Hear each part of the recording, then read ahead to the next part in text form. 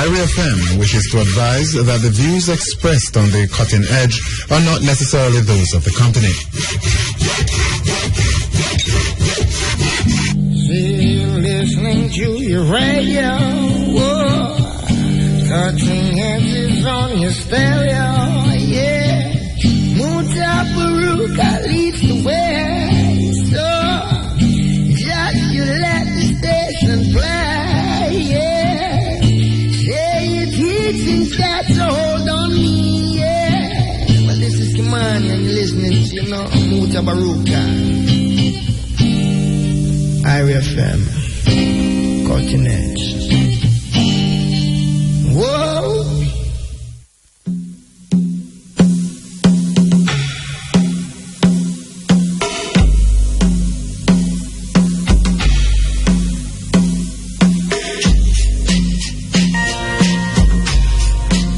Thought-provoking, always smoking.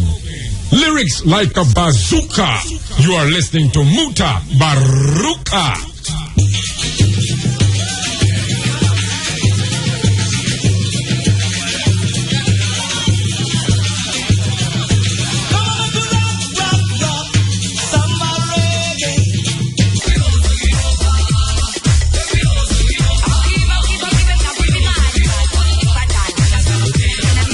Yeah, good night. This is the Cutting Edge on IRFM on next Wednesday. You're listening to Brenda Fassie out of South Africa. The late Brenda Fassie. Yeah, who you love Sister P with a nice little restaurant on the main road. A Hope Bay there, yes. Sweet little ambience and thing. So why you love Sister P? Anybody who pass through going on to Port Antonio and them place there, you have a nice little restaurant, vegetarian style, on the main road, Hope Bay. Why you love Rasrad? Yes, Rasrad. Yes, Rasrad, man.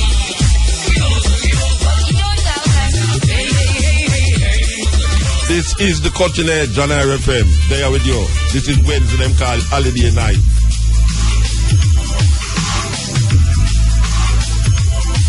Well, you know, see a Black History Month, we are celebrate all of them attack. Dan Penn.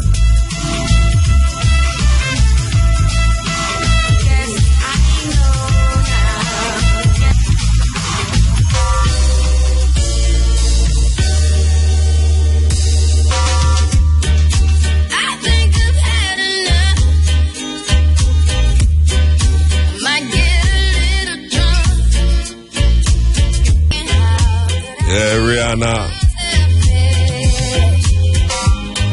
Mr. Brown and Paul McCartney.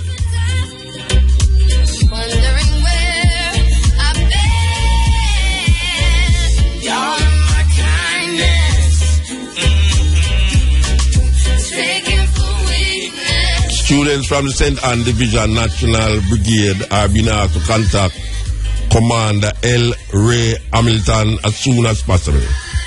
Contact him at 356-2682. That's students from the St. Anne Division National Brigade are being asked to contact Commander L. Ray Hamilton as soon as possible.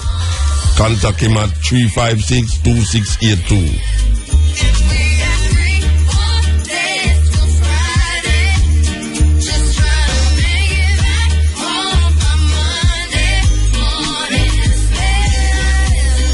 Now, some ones are one broken Robert Williams. You know, Robert Williams are the IRFM, part of the IRFM team now.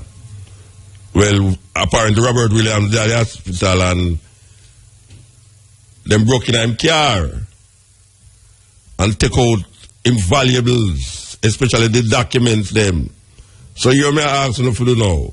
You say if you find any money in there, bring the money, come give me, and left the documents at IRFM front desk, they are the hospital or in the police station. Believe you me, the documents them in there don't make no sense to anybody who thief them. You understand?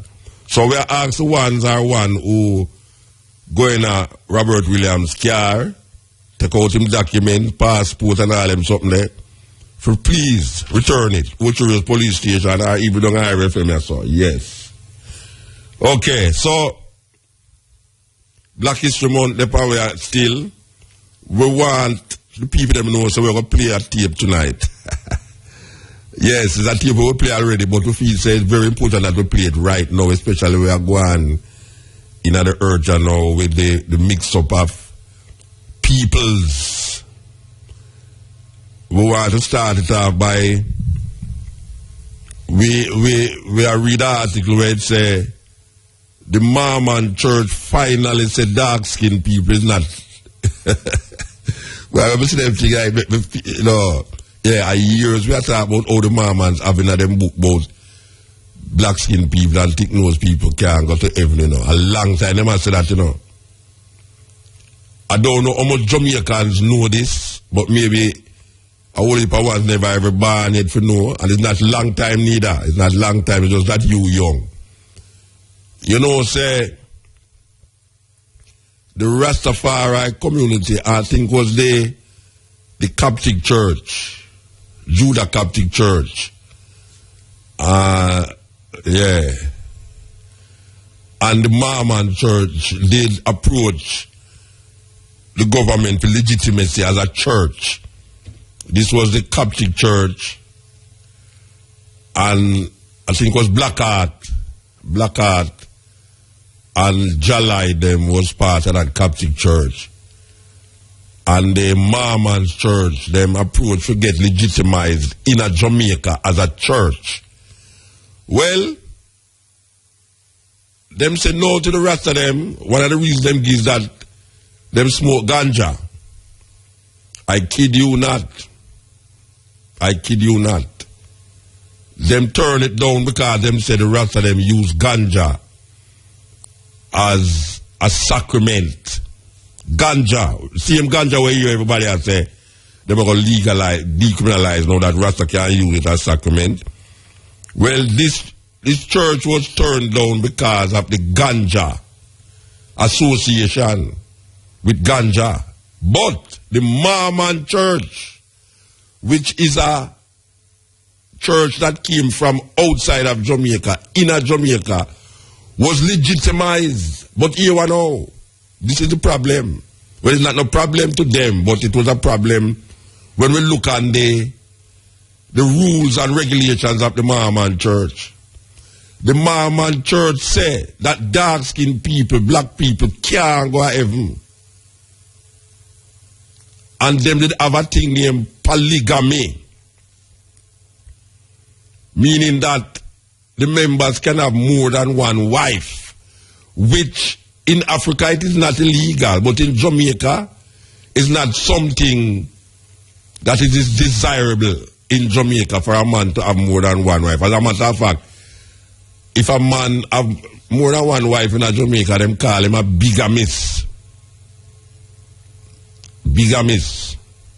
Well, the Mormon Church was legitimized, even though part of their Bible, the book of the Mormon, declared that dark-skinned people cannot go to heaven.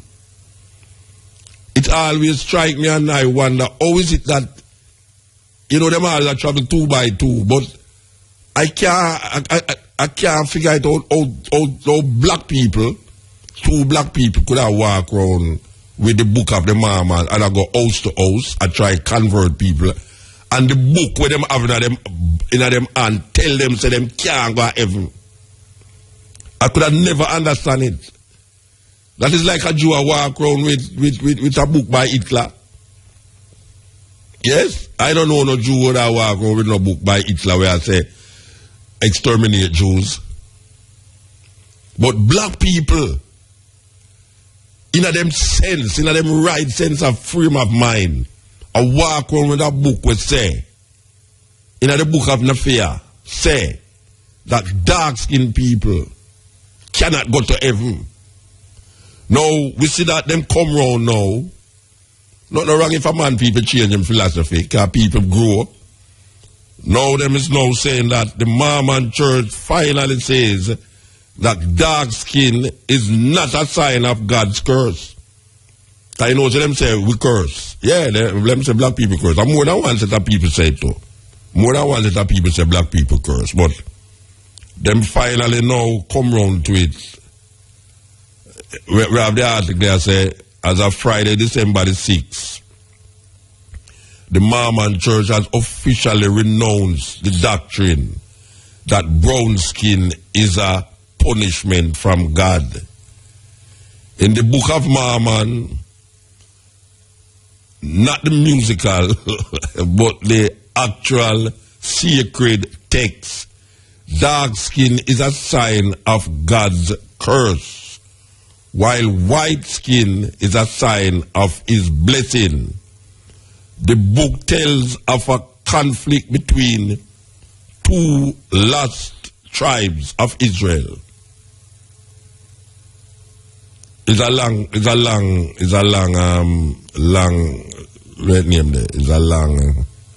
article. I mean, really, it's really a long article. So we're not going to read the whole light. But with as I said, they have now come around to saying that if people read, the curse come half away. Them declare that. I always wonder if a book is a sacred book that was given by God. Well, you know, say, that book here is a guy give them the book, you know. Where them leader name again? I go and tell you them leader name. Because this is not something to play with now. Because I still are going to try to figure out whether or not them take it out of the book. Or black people. I know none of them ever approach me, you know. None of these people who say them is mamas. I remember that one time them, remember they said something on the radio about them say black people can't go to heaven. Them take me on. People used to tell me, them take me on. And I say, who's this fellow on the radio? But it's not lie I was telling. Uno sisi I don't lie me that tell now though. Uno sisi I don't lie me that tell now. All the people them who did that name say me and I say, no go so re. Me, you know why me did say go so? Because me actually have the Mormon book. Me not just take things away there, you know. You see, from a man tell me, he said that day, me go get a book of the Mormon, you know. Me have a book of the Mormon in my yard. And me go in it. And me read it and me see it. And because most of it was directed to the Native Americans, because you know, to them the Mormon said Jesus would go to America, you know. Yes, and give the revelation to them leader. And we went physically. One time we did on a tour. I'm there Utah. I say, watch a man. Every time me turn on my radio, me about the Mormon Tabernacle Choir, you know, me want to find out which part this place there. And we went up to the Mormon's place, the Mormon Tabernacle. And me I tell you, don't ramp with them. I don't know if people know, you know, but at the registrar of birth, where you go get your birth certificate, did you know that if them can't find certain dates and time of your birth, them refer it to Utah, the Mormon Tabernacle? I kid you not. If you don't believe me, go over there, go ask them. If them have certain problems with your birth, date of birth and all them really, them refer to the Mormons because you know them have a computer in a Utah, Salt Lake City. Them have a computer down there where register these things. You'd have never know that. A guy out there going to say, where Muta get them things there from? Well, I did don't tell us the man them say black people can't go heaven already, and they say about the foolishness me attack. Well, see the man them now recant it now, them get grow. So I don't know if they're going to take it out of them book now. And it's just like the Bible too. There's a whole heap of things in the Bible that need for either take out or throw away. When a man I tell you about is the word of God. The word of God, our God cannot be recanted. You can't take back the word of God, because when God says something, it's supposed to be indelible. So if you decide that you're going to make certain adjustments, you realize there's something wrong. Somebody duped somebody when them talk about the word of God. It's like when the Pope, there's a woman by the name of Joan of Arc. Joan of Arc rose up and led a battle that mesmerized Europe in part. And I think she was about 19 years old when them burned her at the stake. Them burned her at the stake. And the Pope declared that she was devilish. She had the devil in her. The Pope of Rome declared that Joan of Arc was a witch. So them burn her. Just like how you see the ISIS people, them burn up the pilot, the Jordanian pilot. These people burn Joan of Arc. Because in those days, them used to carry her in the square and have a wonderful time of burning people, just like what we talked about last week. How them used to burn and lynch black people in America. Not less than 100 years ago that we attacked. So the Pope declares that she's a witch. Now, one would think that the Pope, who is a vicar of Christ, who represent Christ on earth, his word would be final. His word would be coming from God himself. Well, 500 years after that burning of Joan of Arc, a next Pope come and take off the curse off her and say, she is a saint. Check that. 500 years after them come, Joan of Arc is a saint. Saint Joan of Arc.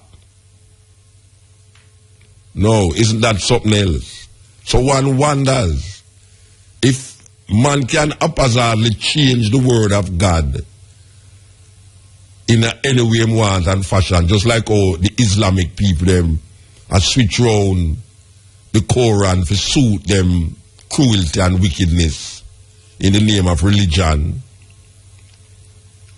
If men can turn around and twist around things so, why I as an intelligent person must declare that these books, these Book of Mormon, these King James Version of the Holy Bible, this Quran and all these things, why should I say that these books are the word of God and not the word of men? Because to me, it more resembles the word of some insecure men. Very insecure too. So, tonight we're going to present a thing that we play already called The Real Eve. The Real Eve. And what it does is trace the origin of the human species out of Africa. And this is a scientific, this is not the Eve in the Bible that I talk about now. Them just use the word Eve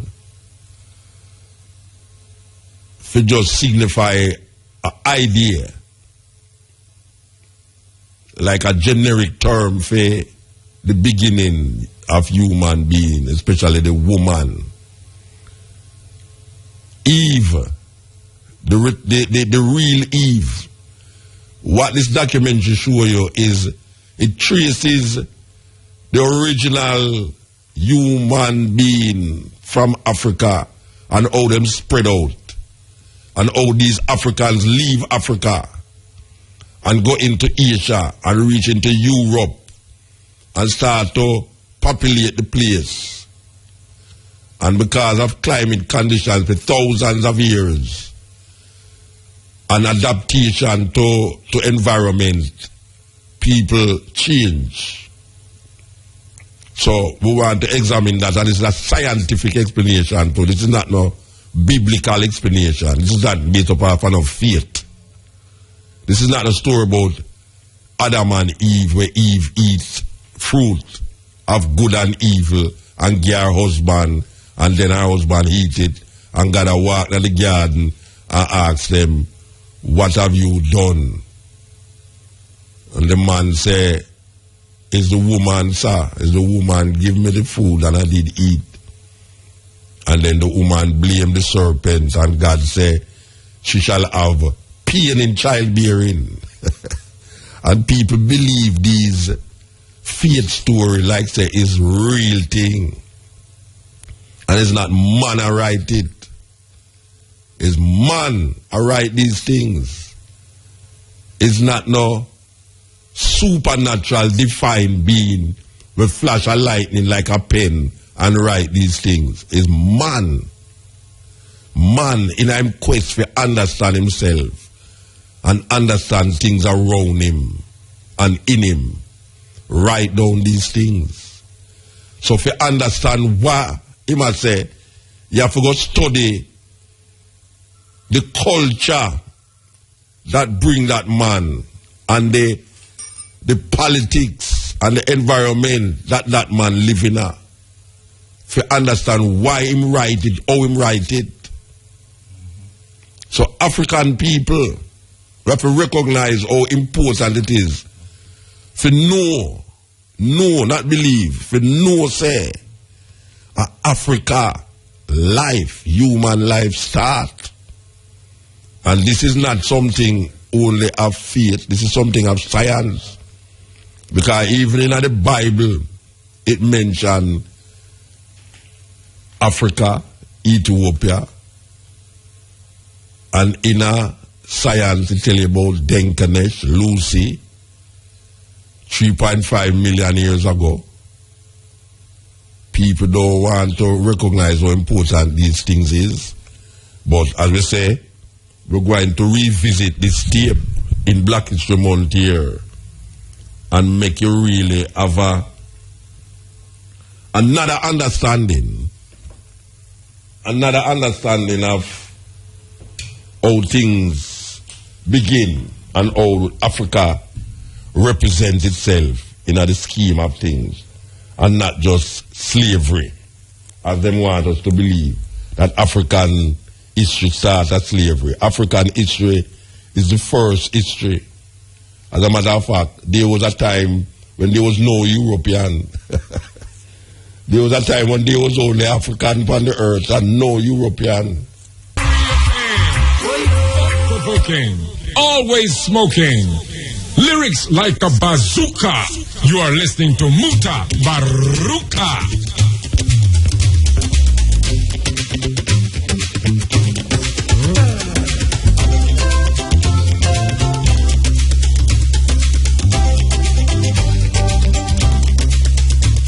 Yeah. Can I still in? Bless you, man. Highly. Love, man. How you do, man? I'm there, man. Well, long time on a link, but give thanks for the link anyway still. Yeah.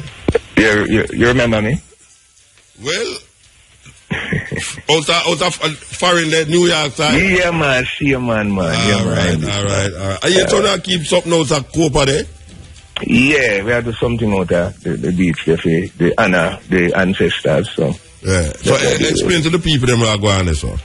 All right. Now, on the 21st, there is a tribute to the ancestors. Basically, what we are doing is recognizing a day that was established in 1937 by the Emperor of Ethiopia. And that day is to pay homage to the martyrs, those who came before and lived gallantly for the cause of freedom for Ethiopia. Now, as you may be aware, Benito Mussolini invaded Ethiopia in 1935, and on this particular day there was a carnage that took place where a monastery was bombed and the whole 9 yards. And because of that, now our Majesty established a day determined Martyrs Day. So this is the 78th years since Martha's Day has been established, and as we in Black History Month, we deemed it important that the black community here in Jamaica. So is the first year going to celebrate it Anya, or you to celebrate it now? No, I do it already last year. No, we came here last year, which was the 77th anniversary, and yeah, but this is the second time around. So it get a little bit more press this year, because at least we're upon the great cutting edge this time around, so at least one can become conscious of it still, you know? Yeah. All right. So tell me, we're going to go on out there. No, on the 21st, there will be one. We were going to have a lionizing of our ancestors. For example, we have two individuals that we're going to put front and center. There is Data Baby Eye. One must be familiar. Data Baby has been a matriarch of the Rastafari culture and liberty, and she have transition, and we think it's important to celebrate her life. And Bongo Rocky was our king man. Our king man, exactly. However, we're not going to lionize Bongo Rocky this time. We're going to draw upon Prince Emmanuel and Charles Edward. And lionize Prince Emmanuel and Charles Edward this time around. As a matter of fact, last year, what we did was recognize Leonard Percival Howell.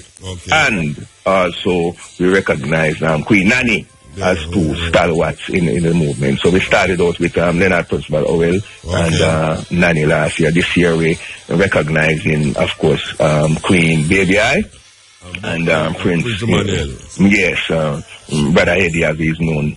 So what farm that I go take now? Tell me, how do do that now when you say you lionize somebody? No, what we do is we use one of the traditional Ethiopian, one traditional African ceremony where you go through the libation, where you have 2 pour libation, water libation, and then we release a couple of doves, one dove female, male respectively, and so forth. And we go by the water, and then we also recognize the ancestry that who then succumb to the Middle Passage. So you send out fruits and them things upon a thank you, fruits, and also identify the different elements, the salt, the sweet, the pepper, bitter, etc. So we draw consciousness to those different elements. Traditional Ethiopia, traditional African values that oftentimes is lacking. And this being Black History Month, we deemed it, a great way to draw that awareness, because as a matter of fact, Muta, there's a term that we use, and the term is called genocide. And most of us don't realize that the first time that word was used is Emperor Haile Selassie.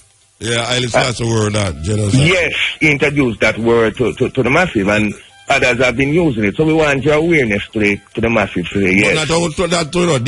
There's a saying that there'll be no peace until there's equal rights and justice. Haile Selassie did say that too. Absolutely. And these are awareness that we want to draw now, especially being that it is a Black History Month celebration, so we can draw upon importance of Black history. And this carnage that took place when we call it now the Ethiopian Holocaust, where the fascist forces was bent upon annexing Ethiopia, is a part of our history that we can't forget, because that is a significant reality towards the preservation of a liberated Black consciousness, because as Ethiopia become victim to that carnage, then perhaps Black people wouldn't be free. Nowhere. Yeah, and you have a next celebration where at Sister Upper Portland always Mama Fire, the Battle of Adwa. Yes. That was during the Menelik time, the Battle of Adwa. They always celebrate that too, As a matter of fact, for those who are unaware, the Battle of Adwa was a precursor then towards the carnage that we talk about. So before Mussolini's time, the Battle of Adwa existed, where the Italian again in trying then to annex and gain more territory in Africa. Because they was the only one that never have nothing in Africa. Minimal. I wouldn't say don't have nothing. They didn't have as much as said Britain and Germany France, and all them places. Germany and those other places. But they did. And they figured that the primary prize, especially the Vatican itself, then recognized that with the ark, the supposed Ark of the Covenant and all the artifacts that reside within Ethiopia, if them get that prize, then it would catapult them to the top of the class. And as such, there was a concerted effort made then to annex Ethiopia accordingly. Yeah. So you find that because of the defeat at the Battle of Adwa now, Menelik now becomes, this leader of Ethiopia, of Italy, become so certain that him have to avenge the defeat that he had that at the end of Menelik. So because of Benito Mussolini and Graciana and Baggio and those guys decide say yes, them have to do it this time around. But they didn't recognize they had the Lion of Judah to deal with, and as such, the rest is history. We were able to defeat them and maintain the final vestige of liberation. And that was the beginning of the domino effect, because ever since that time, one by one now, the African nation then start to liberate themselves, one after the other. And not only that, Haile Selassie word, so you have struck the match in Ethiopia and it shall destroy. Haile Selassie word, so you have struck the match in Ethiopia and it shall destroy Europe. Destroy, and it did destroy. Because as the World War which followed, so the sequence, exactly. So what we are saying now, come the 21st at Cable Hut Beach, we are going to then recognize some of our ancestors in this part, while at the same time recognize our Ethiopian brethren and sisters who fought gallantly. That is BBI and Prince Emmanuel. What time it start, brethren? What time it start? It starts midday, It starts midday and seal up sundown. Midday and the 21st. What else included in that? Well, besides, a great question. Besides recognizing the ancestry from their life, we also is going to point out to some of the positive contribution that these ancestry provide for us by having a station for health, so that we can test for high blood pressure, test for diabetes and these things, and then can provide some of the natural things which our ancestors recommend to us. So it will be a celebration of life in a twofold sense. One, to pay homage to those who have transitioned, and also to recognize things that can be done today to keep one in the land of the living, so to speak. It's a twofold thing. And true, again, we as Rasta sometimes neglect paying homage to the ancestry, because most of the time when a man we're born dead and all them kind of things, because it's reality. They say these things from time to time. And we come to recognize that no nation, a nation without knowledge of its history is like a tree without roots. So we have to really pay homage to our ancestors in order to get that necessary blessing, so to speak. So and this is the 20th. All right, so we have to move on. We have to move on. This is the 21st. Yes, sir. The 21st. Opa, Copa. Cable. Sorry, Cable Hut Beach. Cable Hut, right. But before we go, Muta, tomorrow there is also a launch that will take place at Jampro, and that is tomorrow at 5 p.m. at Jampro. So if you're in the area, you can come stop by the Jaipur building at Jampro. Get a chance for the launch and a bit. And we'll be amiss if we don't give thanks to Me Hungry, because one of the sponsors is, of course, Me Hungry. So we have to dig up Me Hungry for our here. Give thanks, man. Yes. Celebrations, Black History Month celebrations is all over. We feel good to know that. We feel good.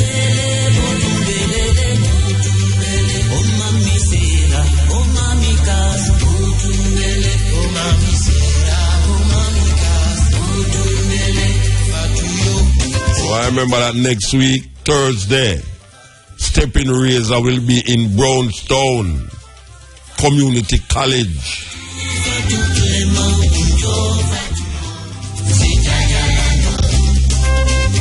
You are listening to Mutabaruka. Yes, Eel. Yeah, Brother Muta, good night. Good night, sir. Yeah, it's a meditation. And it's a thought, So, let's say, all the metaphysics and critical thinkers, out-of-the-box thinkers, and so forth, tune in, because we're going to go on a ride, and the ride going to be rough. No, wait, who are going to go on a ride? We're going to take a mental ride. No, well, you have to go call back, You have to go call back. Because that sounds like a long thing you go work with that, so now. No, me not go work. No long thing, man. Me just make it short. No, but to me, you say you go, we are going to go on a ride. No, Muta, you know how me do the thing already. All right, work it out. Go and work it out. No, all right. And to me, know why you going to say someone have to go cut you, because I would advertisement today. No, me make it short, man. Yeah, all right, go on. But we're gonna use our head and mind to finish up and fill in the blank. We're gonna think tonight. All right. Deep within I reasoned within myself, and I asked the question, and there were also an interest came forth, and there was a desire that came forth also, and the question was asked about the Chinaman, and I inquired of the Chinaman's nature. I desired to discover this man, what he was made of. And I said, the only way I could give a full report on this man, the nature of this man, is to enter the temple, into the throne room of this man, to discover the nature of this man. So, when I reason this thing out, and I find the truth of it, when I discover the truth, I did not stop with the Chinese man. I moved this thing to other race. And when I discovered the truth of it, I was somewhat frightened. So I bring this to a close brethren. I did not mention the white man to him or any other race. I mentioned just the Chinese man. So he did not engage me. But I continue to entertain this thought, this meditation. And I continue to work on this meditation in my heart, in my mind. And I feel strongly about this. I had something here. And I said I got myself in trouble by thinking this way. But anyway, I feel strongly about this, and I proceeded to think further on this matter. And I continue to think. I continue to think on this thing. And the more I think on it, Brethren, hold on, brethren. You see what I say now? That's what I'm saying. If you call back, you come never want to cut in that thing, and you take long to reach where you want to reach. Me hold on. No, you can't hold on. You have to go call me back. Because we have a next thing to line up here, so you have to go call me back. Because when you are saying now, you got 5 minutes already, you don't reach where you want to reach yet. All right. Continent with Mutabaruka. We are listening to our laments. You know here. Continent. The end.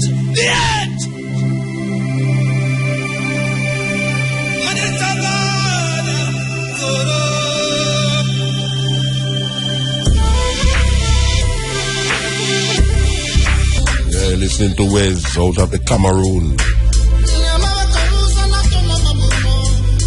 Yeah, as we say, we want to present you The Real Eve, a documentary based off of the movement of human species from the beginning when they first appear on Earth till this time, and how the connection with the different races develop from the African woman. So without further ado, we want to present The Real Eve.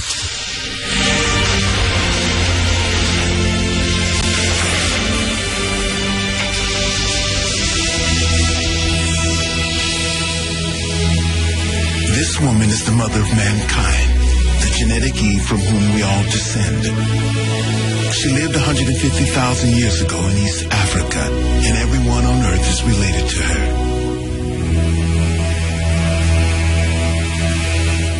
Her daughters and granddaughters will take modern humans out of Africa to populate the rest of the world, the most incredible and important journey mankind will ever make.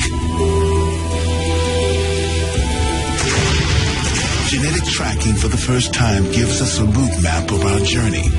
With it, we can follow our families of Eve as they travel through an empty world, overcome hardships, separate, and go their different ways to discover new lands.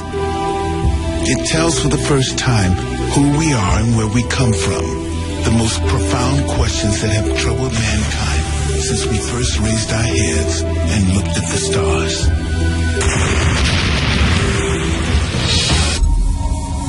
This new science is a breakthrough. Every one of us can now trace our part in this incredible story. We took samples from these people in Chicago. Our genetic testing will show them how their ancestors traveled the world to reach this destination. 150,000 years ago, the world was in the grip of an ice age. The ice caps have advanced. Sea levels dropped 400 feet. North Africa is a vast desert with small islands of green. On these islands are tiny groups of people.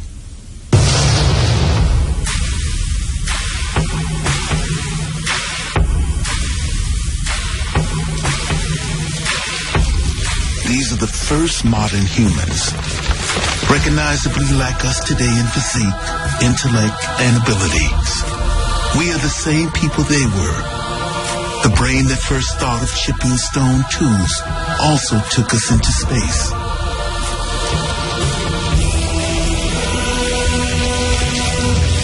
They are hunter-gatherers, living in widely scattered groups, roaming each year over great distances, sheltering where they can, gathering seeds and fruit.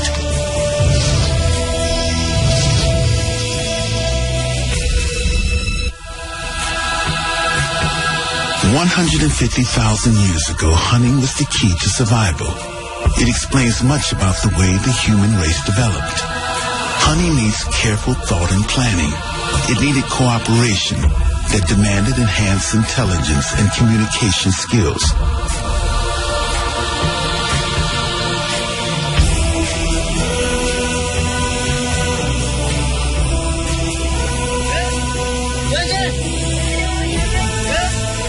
Genetic tracking is beginning to unlock more secrets than we ever believed possible. In just 7,000 generations, modern humans have left Africa and penetrated every corner of the globe. And through the unbroken genetic thread binding us to our past, we can begin to understand why it happened.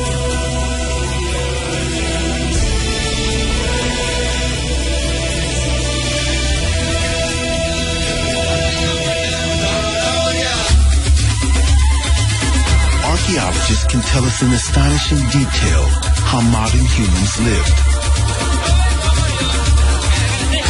But to understand who we are and where we come from, we must look at our genetic heritage.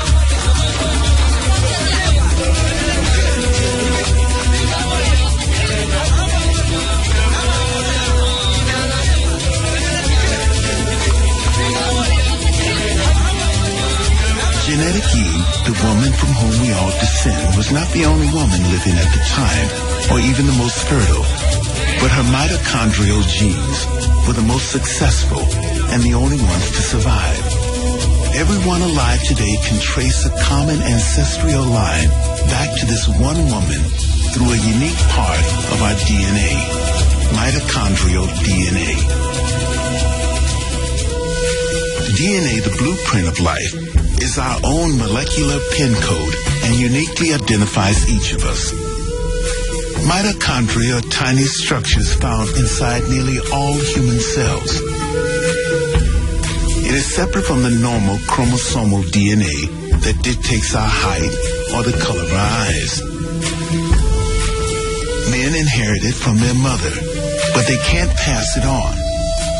In women, it carries on from mother to daughter, down the endless generation, almost unchanged. And this is how we can trace our way back to our genetic Eve and her daughters. So written within it is the history of the world's women, and therefore the human race. Professor Rebecca Kahn was the pioneering scientist who uncovered the first all-important clue. I started working on human mitochondrial DNA so that I would have some kind of view that was objective, that would help me understand and help other people understand how humans around the world were related. With this new science, she could. Harmless mutation happens all the time in some part of the mitochondrial DNA, leaving minute markers at every change. These markers are like barcodes and can be read in the same way. Khan and her team discovered the changes happened at a fairly constant rate. They found the groups with the earliest markers were the Africans living inside Africa and wondered if they might be the oldest people in the world. I was very excited when I first started to get evidence, and it was so counterintuitive. I'd put 20 Europeans and 20 African Americans on a sheet of X-ray film, and every African American showed differences, and all the Europeans looked the same. As we got more samples from different areas, I realized that it was a difference in the pattern, and that this whole new type of evidence based on mitochondria was going to change the way we thought about modern humans. In 1987, Khan and her colleagues published a paper showing for the first time that the markers stretched back to Africa, showing quite clearly that this was the birthplace of the human race. New Guinean tribesmen, Parisian bartender, American teacher, Polynesian farmer, all were improbable relatives linked through one black woman 150,000 years ago. Their findings caused a sensation. The responses of people were sort of amazing. The public was genuinely interested in certain aspects of it, but there was a tendency to misinterpret the data because of the terminology used to describe this woman, African Eve. And people thought it meant the biblical Eve, the single woman in the Judeo-Christian Bible of the wife of Adam. Her work is rewriting human history. Through it, we now know the first mutations took place in Africa, maybe 150,000 years ago, and belonged to our genetic Eve. Professor Christopher Stringer, Britain's leading paleoanthropologist, was involved in the dating of the earliest modern human skulls.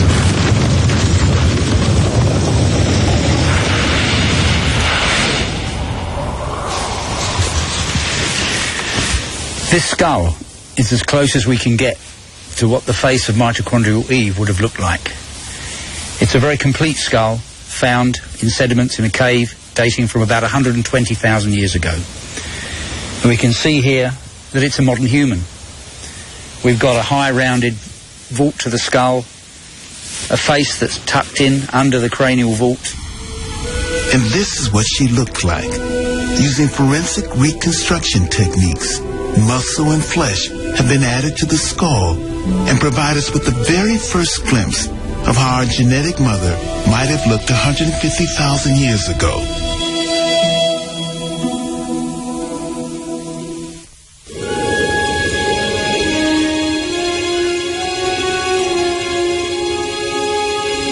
Modern humans made many attempts to make the long trek out of Africa, settling in different parts of the old world. But they did not survive.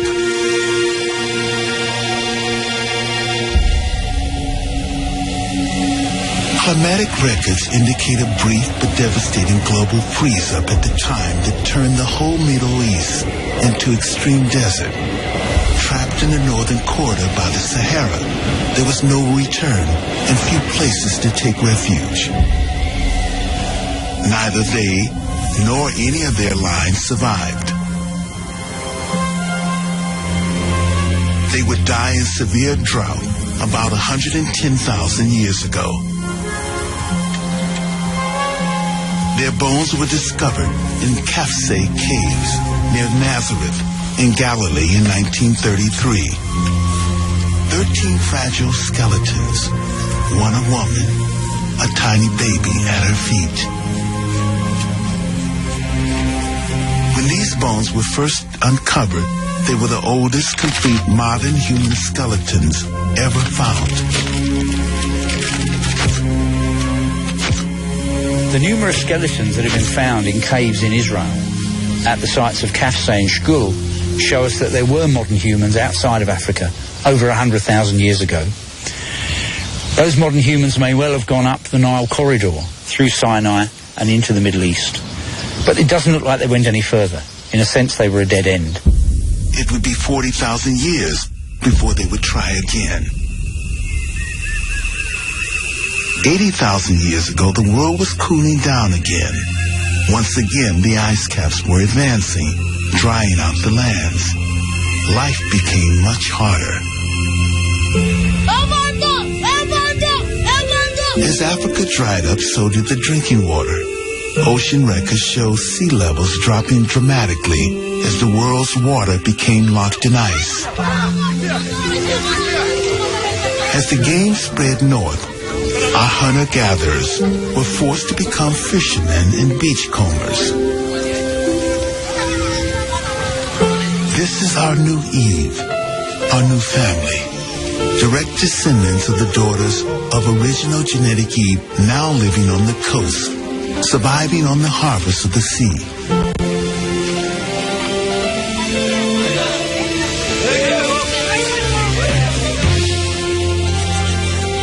Our entire survival has always been at the mercy of the climate. When times were good, we could spread out. A bigger range meant more food. But the Ice Age froze the world, and the deserts closed in, forcing our groups into smaller territories, huddled against the coast. Their beachcombing diet consisted of fish, scallops, oysters, and clams. But the Red Sea became much saltier, making fishing and beachcombing more difficult.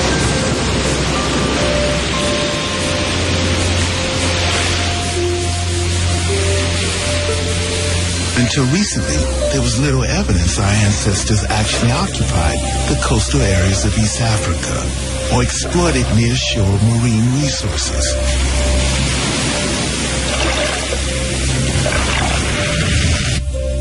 This is Sifi Berhade, a geologist. In 1999, he was part of an international expedition looking for evidence of modern human occupation in Eritrea. In the Gulf of Zulu on the Red Sea, they stumbled on a remarkable discovery of stone tools embedded in an ancient fossilized coral reef. The reef was dated 125,000 years old. This is the world's first recorded oyster bar, 6.5 kilometers long and 15 meters above the current sea levels. It's the oldest evidence of beachcombing anywhere in the world. Buried in it are human tools, along with fossilized oyster, clam, and scallop shells. It provides absolutely clear evidence that our ancestors were exploiting the sea. This is the unit where we have interstratified layer of big oyster and mollusk shells at the base. And they are quite horizontal. And this was a platform where modern man used to be walking and dumping their stone tools and some of the shells they were eating. There's this hand axe with a sharp end, and some of the shells that have been shed from this interstratified layer, and they've been using this for breaking the shells and eating it. And then when they were finished with it, they would sort of dump the hand axe and also a shell and walk to the next site. But the most important thing, it's not this, because you cannot date it. It's what you find in situ, which makes it very, very important. If you see, this one is an obsidian tool that had been used to smash some of these oyster beds that you see. You don't see both completely enclosed, but have been smashed, and the goodies have been eaten. And these are some of those very important stone tools that have been discovered. This is the first place where beachcombing for marine resources have been documented worldwide and verified.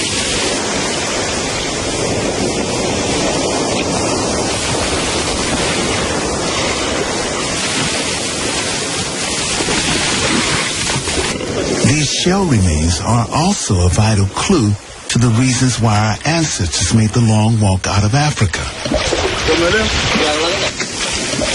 On a constant diet of seafood, many more children would have survived. But the increase in numbers would make the demand for food even more desperate. Camps like this one would have numbered just a few hundred. At one time, there were only about 10,000 modern humans alive in the whole world. We were as endangered a species as the great apes are today.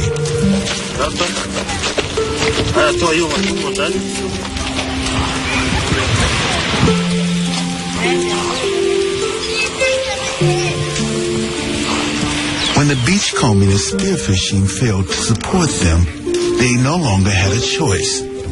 If they were to survive, they had to move.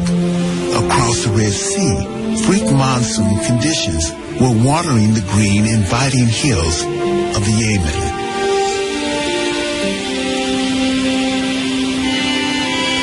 Scientists have always thought our ancestors migrated from Africa many times, group after group, and it was believed they always went north via Egypt and modern Israel. But the DNA trail tells a different story. Professor Stephen Oppenheimer is one of the world's foremost authorities on current genetic research into DNA tracking. By putting together the genetic tree with prehistoric weather patterns, he is one of the first to come up with the extraordinary idea that our ancestors came out of Africa by a single southern route. This beach is on the west coast of the Red Sea, the African side. Over on the other side, we can see the mountains of the Yemen. I believe this is where our ancestors crossed on the first stage of their journey to the rest of the world. These straits are known locally to fishermen as the Gates of Grief because of the terrible, fierce currents crossing. But 80,000 years ago, the sea level was 150 foot further down. As a result, a number of islands and reefs appeared, which allowed our ancestors to cross, as it were, on stepping stones, over to the Yemen. Driven by hunger, shrinking habitat, and maybe the first stirrings of the restless human curiosity about the land ahead, our precious group of modern humans prepared to move. There are two routes out of Africa. The north of the Red Sea, across the Suez and into the Middle East, and here in the south, across the Gates of Grief, into the Yemen, and on through the South Arabian coast to India. Both routes are possible, but to get through to the north, our ancestors would have had to have crossed the Sahara Desert. And at the time, it was even drier than it is today. Here in the south, all they had to do was to cross this short stretch of water, only 10 miles across, to the Yemen. So this was a region they could go to with confidence.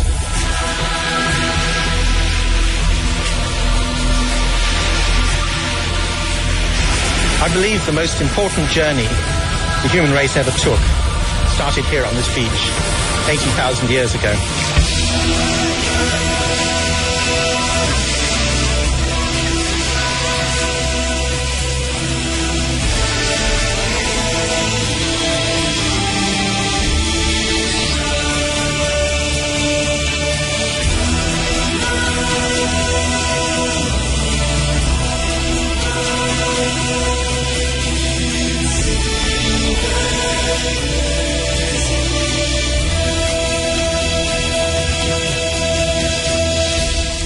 One small group of people, one exodus, the single most important event in the population of the world. This is no single trudge across the sandbanks.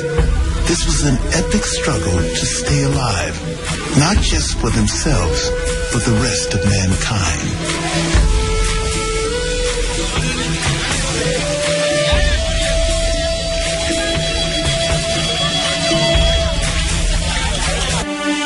Those who survived the crossing, who didn't succumb to the dangers of the Gates of Grief, came to a virgin land. This is the new frontier and the beginning of the rest of the world.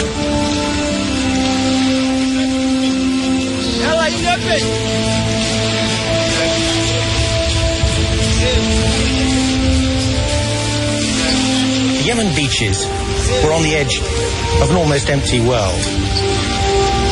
Our group were the first modern humans, the first of their kind outside Africa, surviving in this place at that time.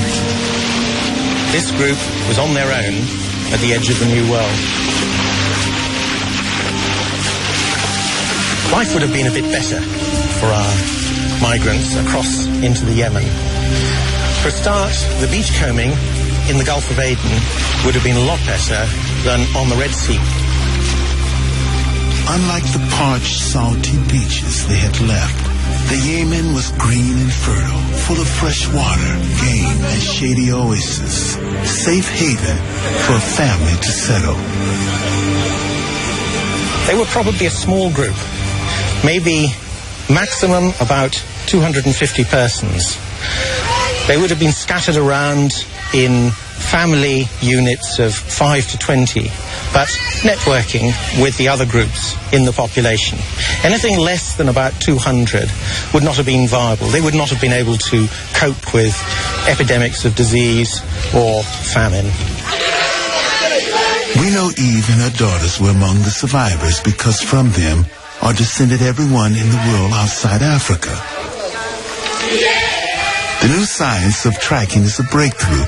Using the single unbroken mitochondrial genetic line, scientists constructed a vast family tree that shows that once outside of Africa, our ancestors split up, some going north and west, some going east and south. Once they had left Africa and the Yemen, they went their separate ways, never to meet again.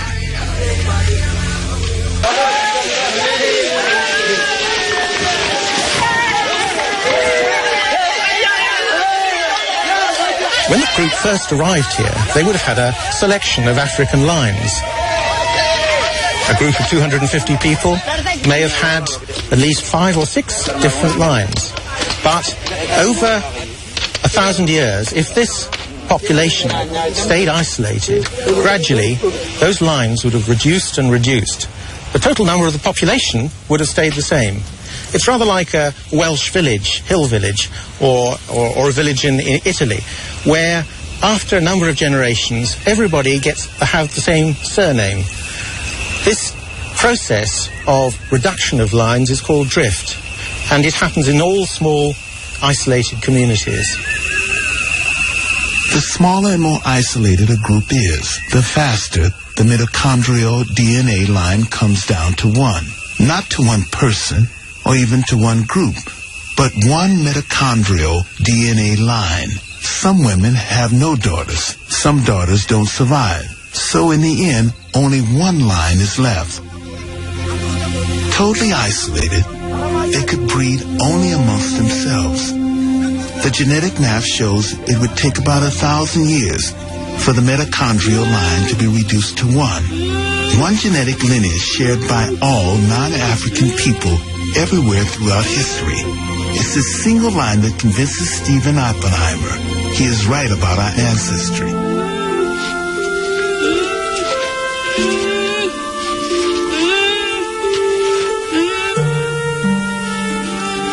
I think the implications of the single exodus from Africa are enormous. For a start, there's a simple observation that Australians, New Guineans, Southeast Asians, Chinese, Native Americans, Europeans and Indians all come from the same small group.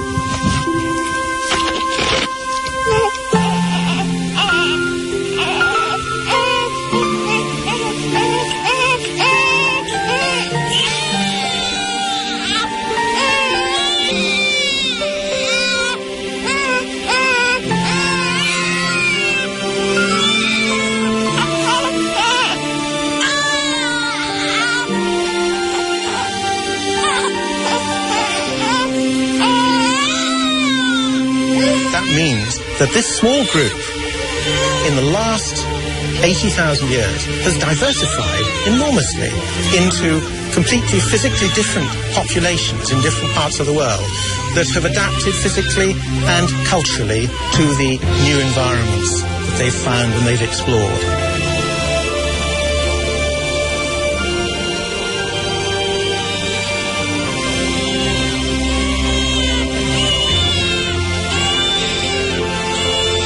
In the Gulf, Eve and our out-of-Africa families stayed put, waiting until the climate changes allowed them to move. Their descendants would be the people of the Middle East, spreading north into Europe 40,000 years later, and founding the vibrant cosmopolitan cities we know today.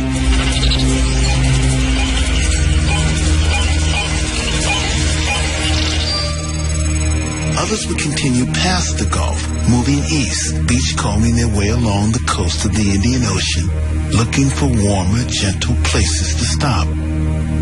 Within 6,000 years of reaching the Yemen beaches, our ancestors would eat their way to Malaysia.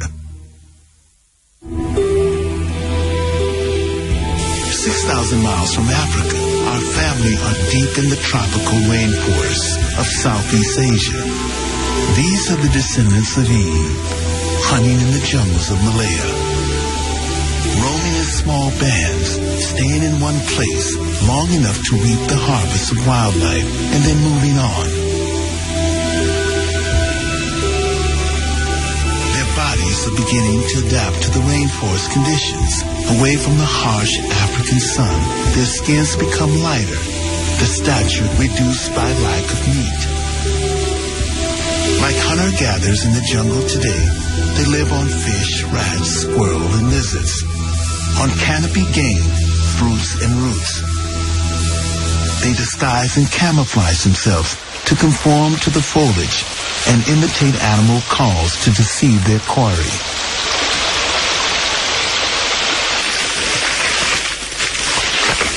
Life in the forest is shared with venomous snakes, cobras, pythons, and predatory animals.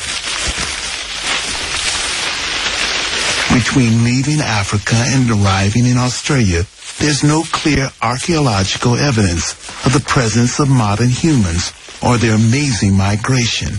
No skulls, no skeletons or graves. Sea levels were 160 feet lower, so whatever our family left behind on their coastal journeys have been reclaimed by the sea. The genetic trail is all we have. It's not until we reach Malaysia that new evidence begins to fill in the gaps. The Great Toba eruption in Sumatra 74,000 years ago was the single biggest explosion in the last 2 million years. The plume was 25 miles high and plunged much of the world into 6 dark years of volcanic winter.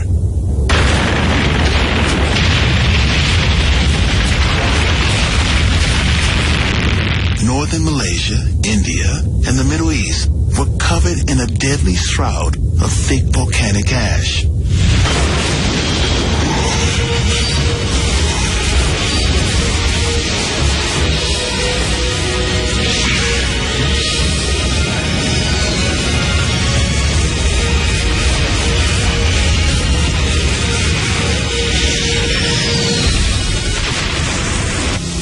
The Great Toba explosion, the most destructive event in the last 2 million years, provides positive clues about our family's journey. These are the Semang people, shy hunter-gatherers of the interior jungles in the Lake Peninsula. Much darker than the other Malaysian peoples around them, they are part of the Orang Asli group. Stephen Oppenheimer thinks they could be the surviving remnant of our out-of-Africa family that came through here 74,000 years ago. If our ancestors had passed this way on their route from Africa to Australia and New Guinea, it's likely they would have left a genetic trace. And we know from previous surveys that the Orang Asli, as a group of tribes in the Malay Peninsula of Malaysia, are among the oldest people in this region. And the Semang are probably the oldest of all. Stephen Oppenheimer has come to this remote Semang village to collect swab samples of DNA. These, he hopes, will confirm his idea. Nama Farida. If my theory is correct, that they left Africa 80,000 years ago, they would have had to have travelled 6,000 miles to get here in 6,000 years in order to be here at the time of the Great Toba explosion. That means about a mile a year, which is entirely feasible for that sort of nomadic lifestyle of moving down the coast. But to determine whether or not they belong to that first out-of-Africa group, we need to look at their genetic lines. And in particular, their mitochondrial DNA, those will tell us whether or not they come straight out of the two daughters of Eve that originated just outside Africa. If they have their own unique lines, that suggests they've been isolated since that time, 70 or 80,000 years ago, and that they have developed completely on their own. If, on the other hand, we might even find that their lines are ancestral to people further down the line, like the Australians or the New Guineans. Again, our genetic tracing will help us to see whether or not that's the case. The genetic survey may prove that Semang are an ancient race, but it can't tell us exactly when they were here. We have to look for other evidence to validate the theory. These crude tools were found in a wooded valley called Kota Tampan near Penang. There are other sites nearby with the same sort of tools. What makes these so particularly interesting is they are embedded in a fall of Toba ash dated 74,000 years ago. Professor Zoraina Majid was looking for an ancient river terrace when she stumbled upon the Kota Tampan site. What Professor Majid had actually found was a stone tool workshop, which could be pinpointed to 74,000 years ago.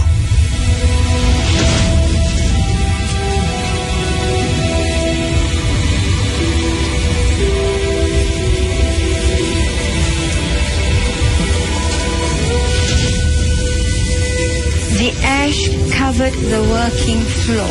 That ash has been dated to 74,000 years ago.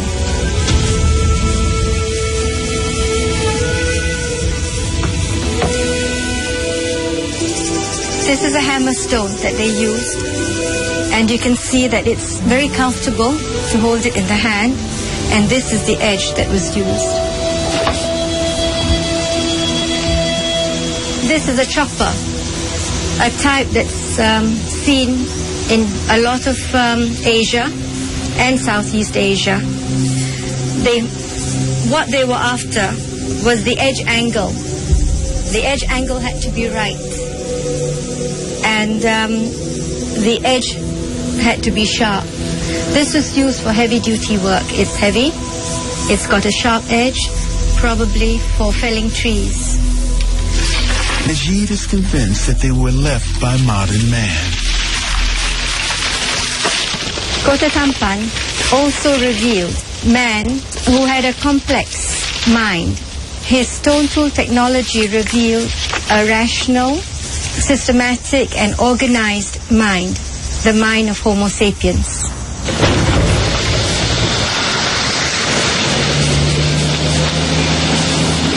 These Kota Tampan tools are crucial for the dating of modern man's presence in Southeast Asia.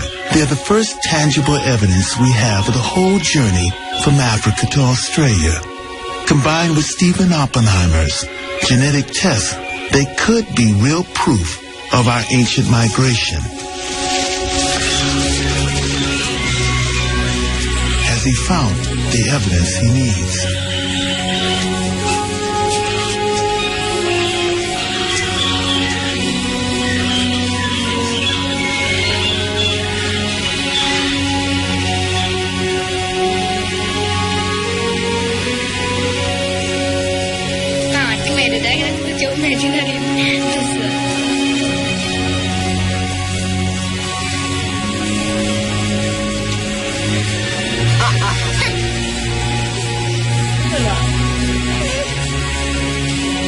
For the first time, archaeology and genetics gives us the same answer at this crucial point in our journey.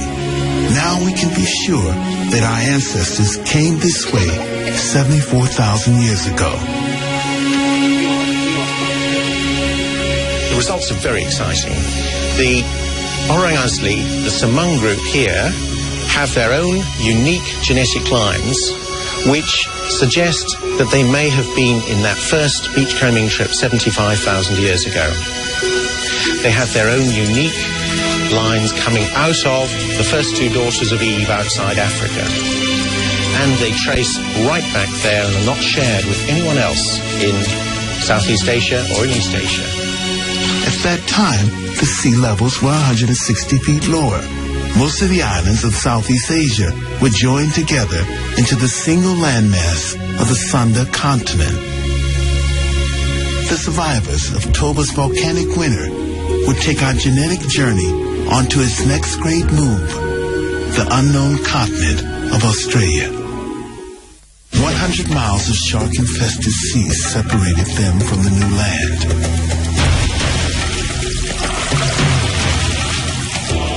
This is the second great exodus in the migration of mankind across the world. But this time, there are no green hills in the Yemen to give them the comfort of a safe arrival.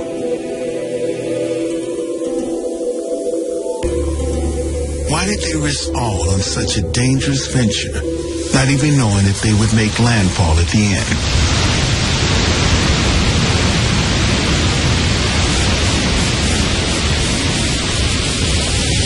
Some scientists believe they were blown off course and arrived in the unknown shore accidentally. But new clues from the genetic evidence says no. It shows Australian Aborigines have a number of genetic lines, unique only to them, leading straight back to the first daughters of our new out-of-Africa Eve. So many lines carried by so many women arriving in such a short time suggests deliberate intention, not accidental raft wreck. The first group arrived 70,000 years ago. More followed over the next 5,000 years, all descendants of our out-of-Africa Eve. These were the first people to walk on this vast and empty continent. They would stay undisturbed for thousands of years.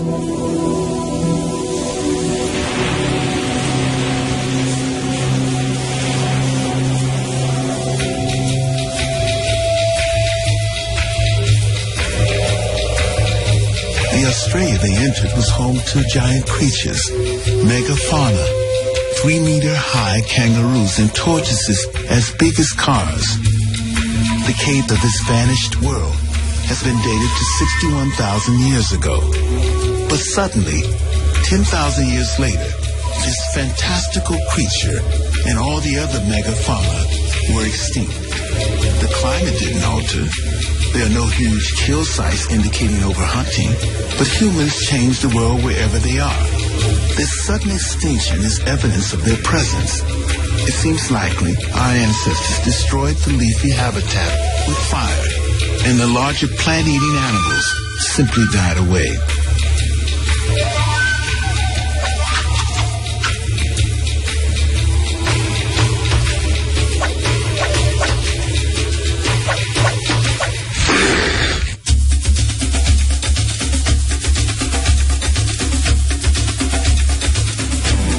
This dry lake bed is one of the places where the theory might fall apart, in spite of the matching of archaeology and genes back up on the trail in Malaysia.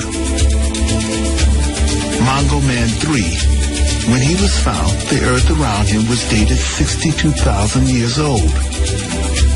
When the bones were tested for DNA, sensationally, the DNA did not match anyone anywhere in the world.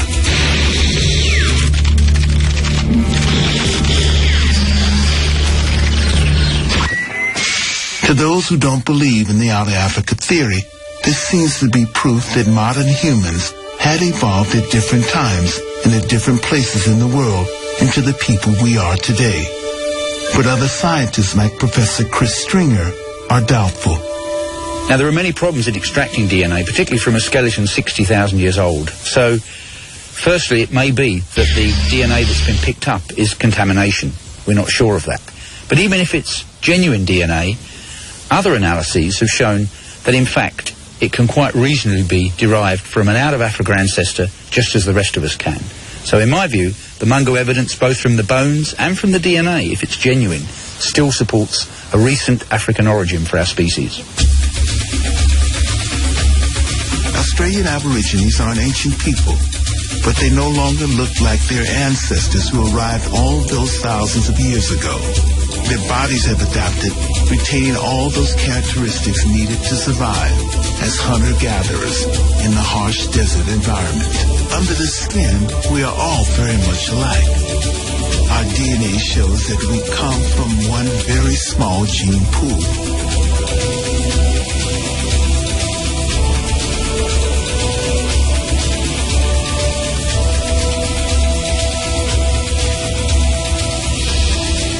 If we look at the DNA of all of us, Australians, Africans, Europeans, we find that comparing the mitochondrial DNA of all of us, we show less variation. Even though there are billions of us and we're spread over the whole world, we show less variation in our mitochondrial DNA than we would find in, say, a small group of chimpanzees or orangutans or gorillas.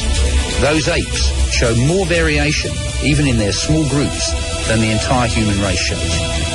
But if all the people from around the world descend from such a small gene pool, why do we all look so completely different? Natural selection and adaptation to the environment are the most important factors. Sexual selection is crucial. Climate dictates body shape.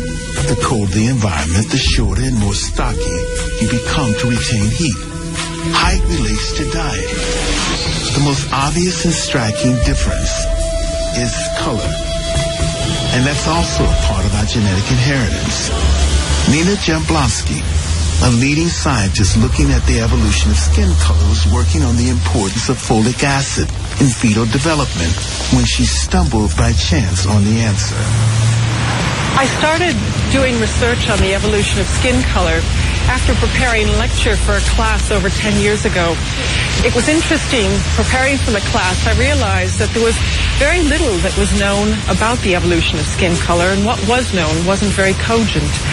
I discovered an interesting paper when I was preparing that lecture that showed that there was an interesting and important relationship between ultraviolet radiation and a very important biomolecule called folate. Folic acid is crucial for embryonic development, and too much ultraviolet radiation from the sun destroys it. So our ancestors in tropical Africa needed to be dark to protect their survival. But too little ultraviolet prevents the formation of vitamin D, causing rickets, which can kill. So as they migrated to the sunless north, they had to grow paler to survive. She has uncovered a very simple evolutionary equation.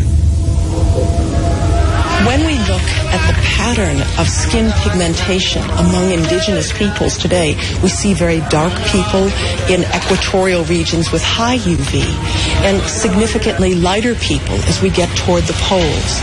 And it turns out that melanin, the natural sunscreen, is phenomenally good at screening out ultraviolet radiation. To some extent, it's too good.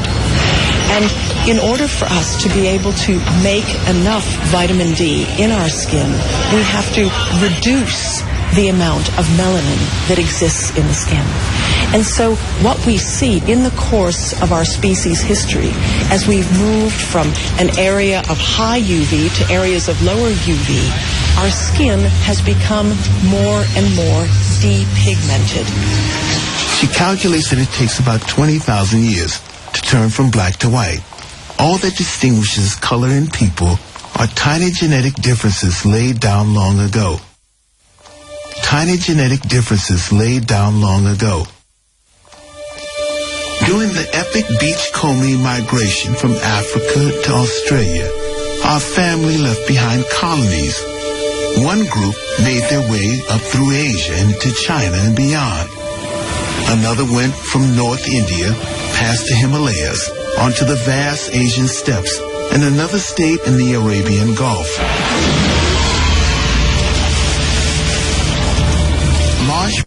Yeah, this is the culture. You know, I get a very interesting email a while ago from down in the Middle East there.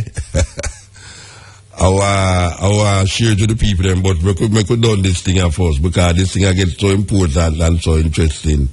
I mean, I've heard it so much time before, but when you get down to the nitty-gritty, it gets so interesting. But I'm going to share the email after we done playing this thing here. large freshwater lakes allowed our out-of-Africa families to colonize these pockets of lush vegetation surrounded by desert. Continuous occupation occurred here for more than 30,000 years, their bones and artifacts becoming submerged as sea levels rose.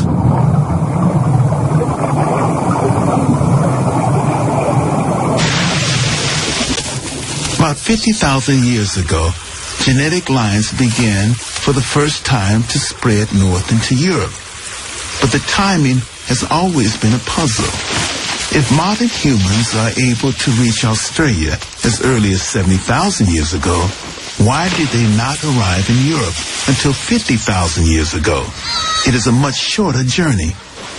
Stephen Oppenheimer thinks he has the answer. I think the answer to this question is that they were stuck. They were not able to get up to the Near East, to Israel and the Lebanon, because there was a great desert in the way. That desert was the Saudi Arabian desert and the Libyan desert. And between 80,000 and 50,000 years ago, this was completely impenetrable. The climate was so dry that the Fertile Crescent, the route from the Gulf into Lebanon and Israel and Europe, was closed. Then, 50,000 years ago, there was a sudden improvement of the climate.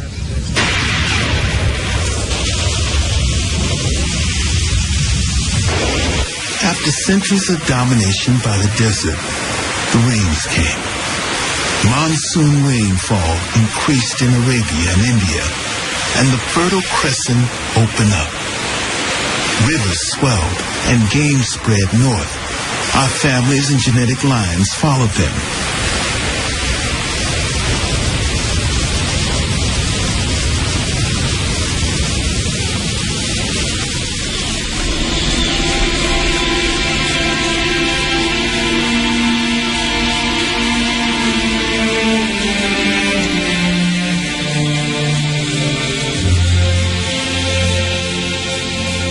Walked north from the Persian Gulf, deep into the Fertile Crescent, following the rivers between the Zagros Mountains and the Syrian desert.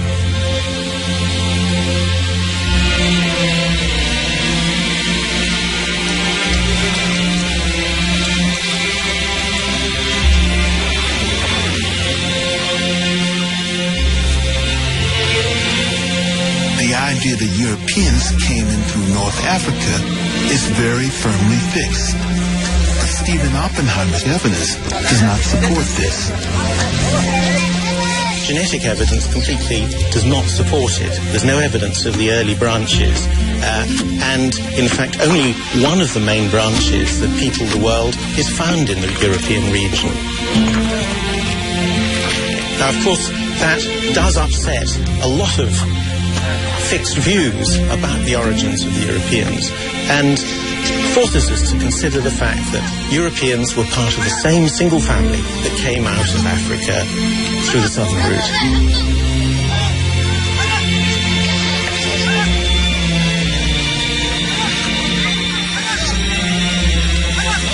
This new genetic evidence will rewrite European prehistory. These families founded the first successful modern human colonies in the Middle East, Syria and Levant, a land that lay between the rivers Tigris and Euphrates, two great rivers flowing from the highlands of Turkey in the north down to the Gulf. We have taken the first steps to the great civilizations that would develop writing, warfare, and found the great empires, all from one direct genetic route back to our out-of-Africa migration.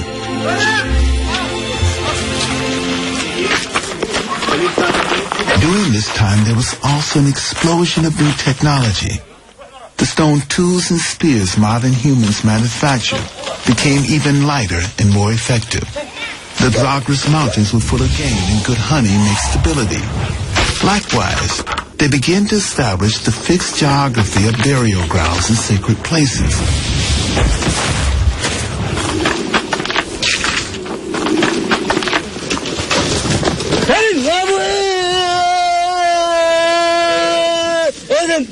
In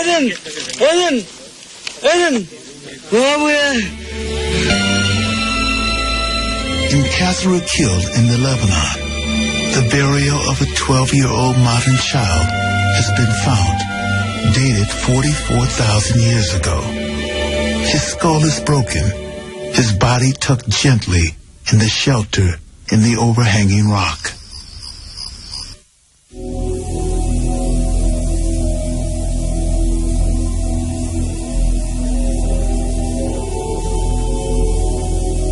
Families spread quickly to the Mediterranean, south along the coast of Syria, and to North Africa, up through Turkey, across the Balkans, and into Europe.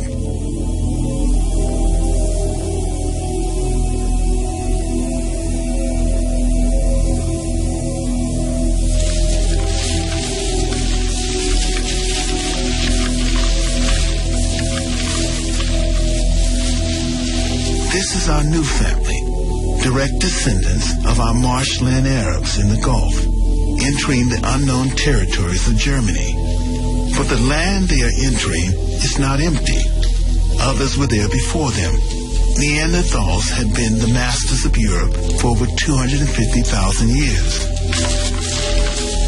In 1856, in the Neander Valley in Germany, quarrymen were digging out mud from a newly blasted site when they discovered some ribs, part of a pelvis, some arm and shoulder bones of a large human-like animal.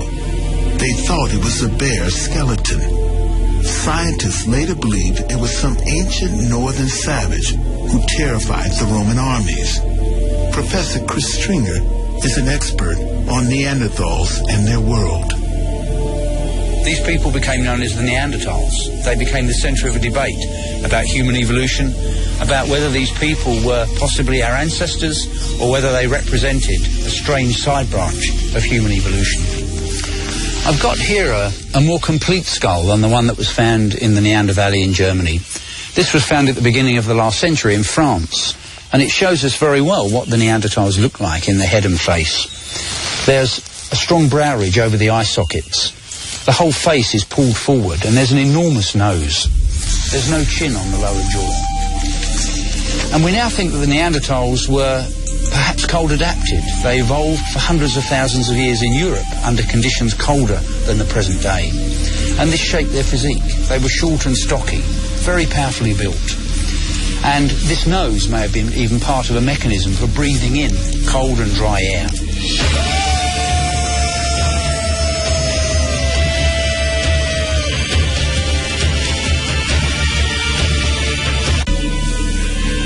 Neanderthals are often thought to be dim-witted brutes, but they certainly weren't. They were fully human. Their brains were as large as ours.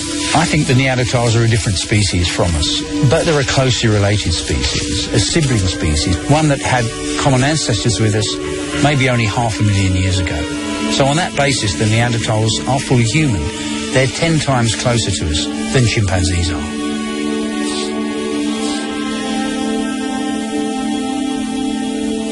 If they're interbred with modern humans, their genes have died out. There's no trace of their presence in our world. Within 10,000 years, the Neanderthals were extinct. Modern humans would wipe out all trace of their rivals and fill the space left behind.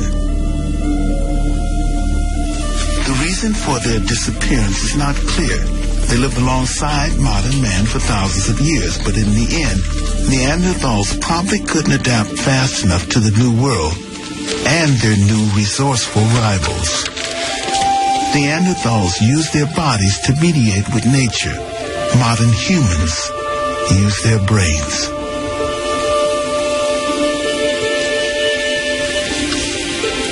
Into the void moved waves of modern humans from the Middle East and Russia, spreading throughout Europe. Scientists think that with these waves came 4 mitochondrial DNA lineages, 4 granddaughters of our out-of-Africa Eve. They arrived between 45,000 and 10,000 years ago, and most of modern Europeans can trace their lineage back to them.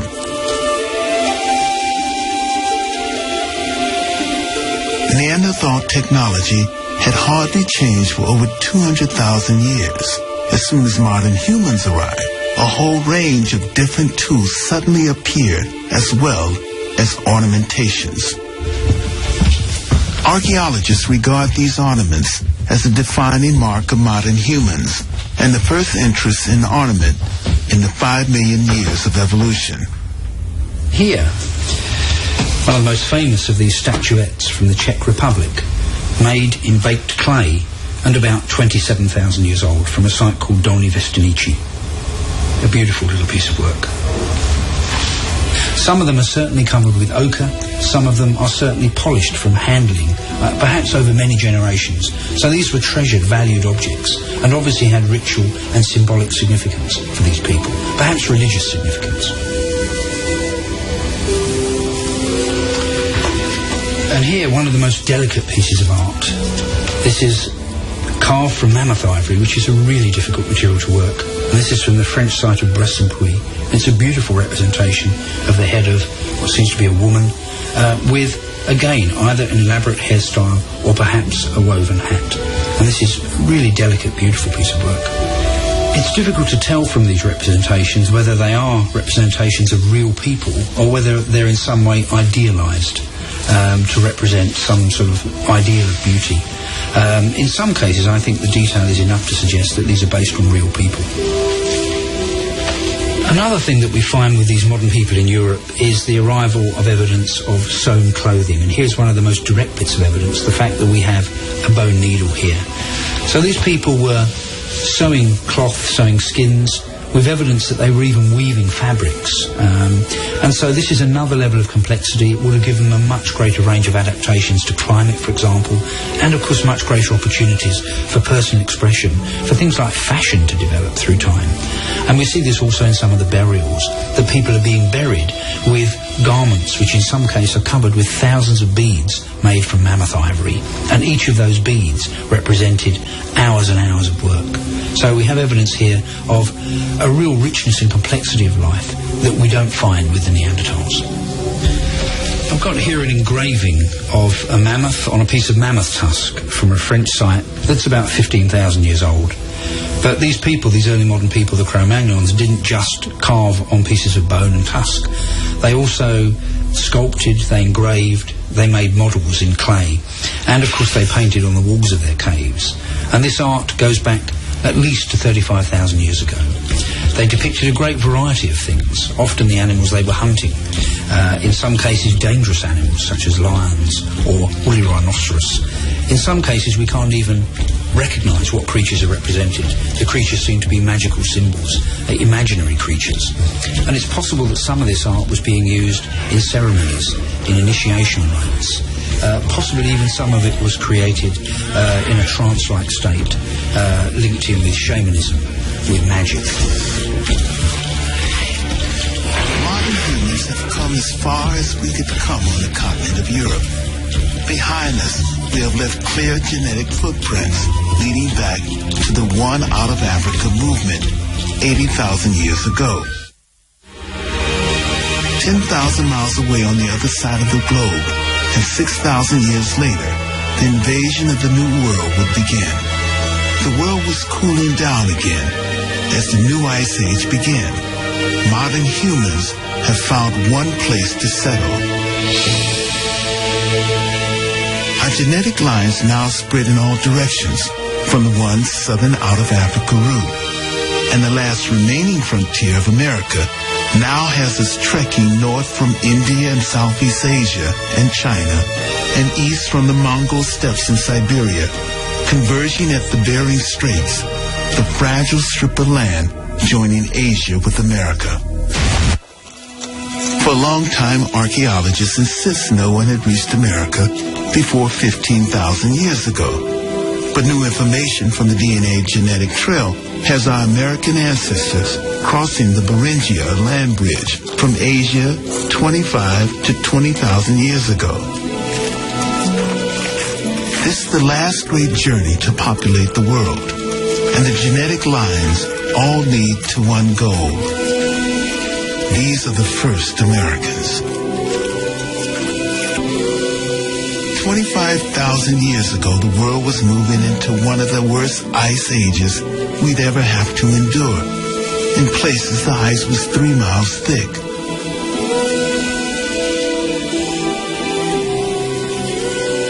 But as the ice closes in, this is the last possible moment before it shuts off the land route from the Bering Straits into Alaska and the rest of North America.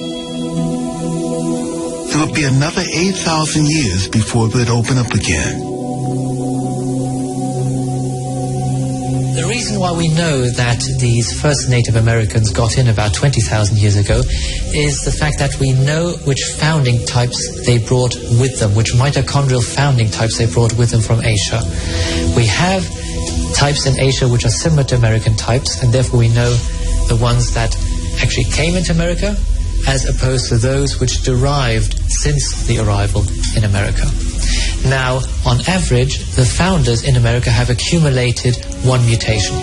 And since we know the mutation rate for our genetic system, the mitochondria, is one mutation every 20,000 years, we know that these founder types have been evolving in America for 20,000 years, and that is when they must have arrived. In North America, the Great Laurentian Ice Sheet smothered the Central Plains, destroying everything in its path, forcing our migrants down the west coast into South America. As the ice retreated, we could spread back into the liberated land. There's evidence of a settlement at a rock shelter on the Ohio River in Pennsylvania called Meadowcroft. Meadowcroft is very important here to the American story because it is dated at about 16,000 uncalibrated radiocarbon years before today, and is therefore one of the earliest Native American sites to be credited by archaeologists. And this ties in wonderfully with our genetic estimates, because they must have come in several thousand years before that in order to get down to Meadowcroft. Dr. James Adavasio led the team of scientists who excavated the shelter. When we originally encountered it, we assumed it would not contain any cultural material whatsoever.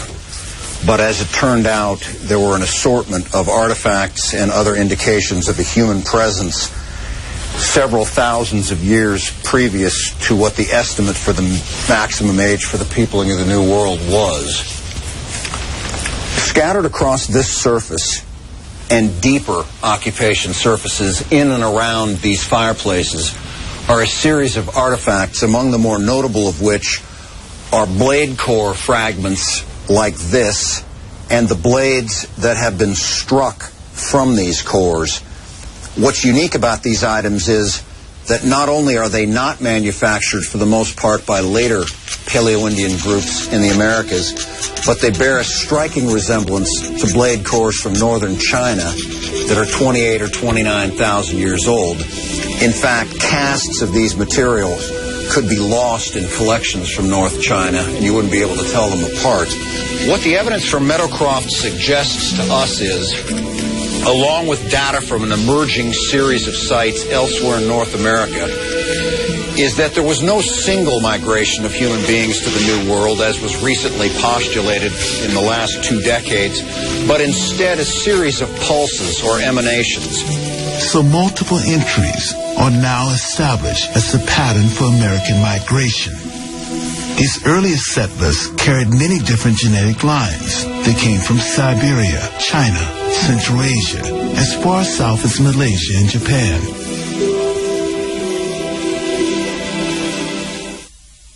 In 1996, a skeleton known as Kennewick Man was discovered along the Columbia River in Washington State. When it was brought to Jim Chatters, the forensic anthropologist, he first believed the remains were those of a 19th century pioneer.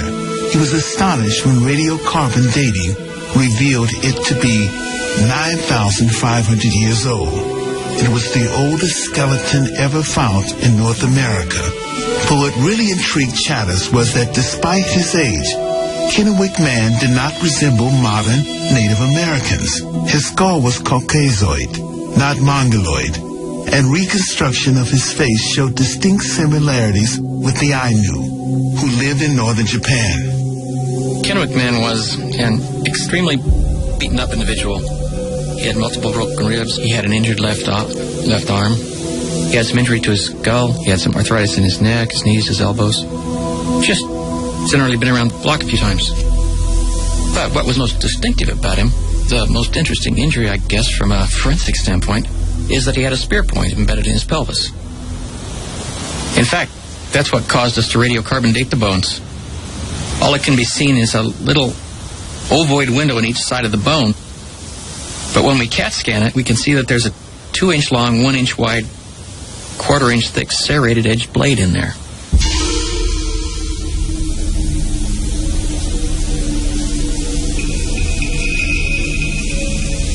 Now, what's interesting about this spear point is that it's of a style that we only see after this man's death in eastern Washington. We can see that style moving down the coast of British Columbia into Washington around 10,000 years ago and on to 9,000 years ago. That's radiocarbon years. The people who bring this spear point, who are the ones that we find with this style of spear point a short distance later in time, are very similar to modern American Indians.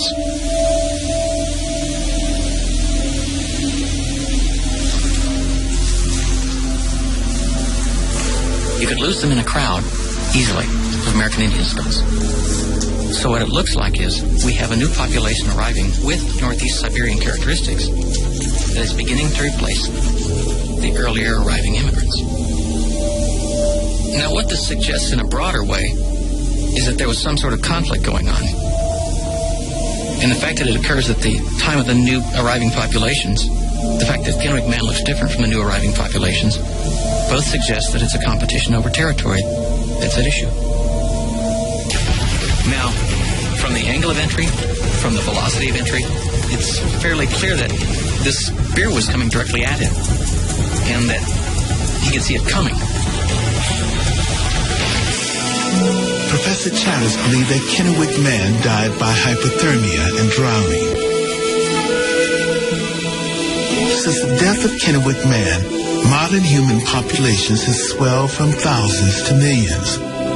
We have advanced from primitive hunter-gatherers to farmers and traders, townspeople and city folk, and from tribal domains to empires.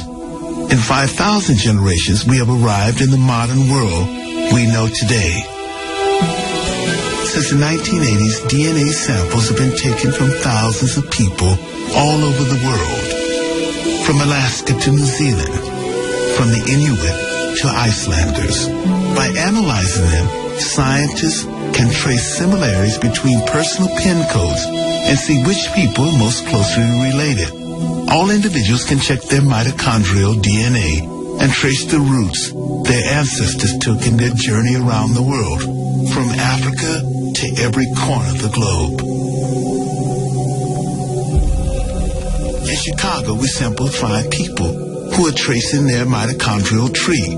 After analyzing their DNA swabs, scientists discovered a remarkable connection between a Greek and a Native American. Angela, your group came out the same. Angela Tracus is a Greek who came to the United States from Europe. Leonard Malatari is a Native American, full-blooded Cree. They are both from the same small and rare branch of our family tree and share a common ancestor 30,000 years ago, maybe in southern Siberia. As modern humans populated the empty world after leaving Africa, some went north to central Russia. There a daughter was born, carrying a new marker, X. Her children separated, some going west into Europe, and some east from Siberia and on into America. Tracus and Malatari arrived in America from opposite ends of the earth and now meet for the first time in Chicago. Their first family reunion in 30,000 years of our evolutionary history. It kind of blows, it just blows me away. Well, I think it's really exciting that we all come from the same line, because maybe then people will forget about putting so much emphasis on differences and talking about the common person, and then maybe that'll help people be a little bit more tolerant and loving, and maybe that'll progress and maybe more of a relevant manner than just science, maybe just about humanity in general. So I think that's very relevant today.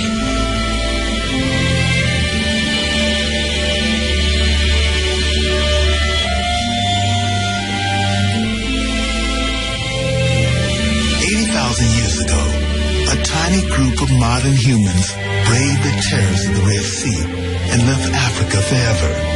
They carried with them the future of the world. 10,000 years ago, they had penetrated every corner of the globe. The most incredible and important journey we have ever made. For the first time, we now know who we are. We know where we come from. We know we are the same people as our restless and inquisitive ancestors, but we have reached the end of our migration. There are no more empty lands to move to. Science tells us an unbroken chain links us to our past and to each other, all sharing the same genetic inheritance from our ancestral Eve. Perhaps that is the most important message we should carry into the future.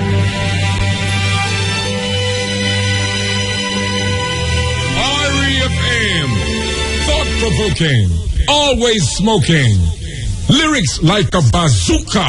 You are listening to Mutabaruka. Well, you can't say you never go to university tonight. You can't say you never get a lesson in genealogy, archaeology, history. I mean, it's something else. And you get it free. All you have to do is sit up with me and you hear these things when you don't get in a university. Can you imagine that? The real Eve, man. That is a lesson in African history at its highest. At the highest. You can't go no higher than that. And that is scientifically speaking. This is the cutting edge on RFM.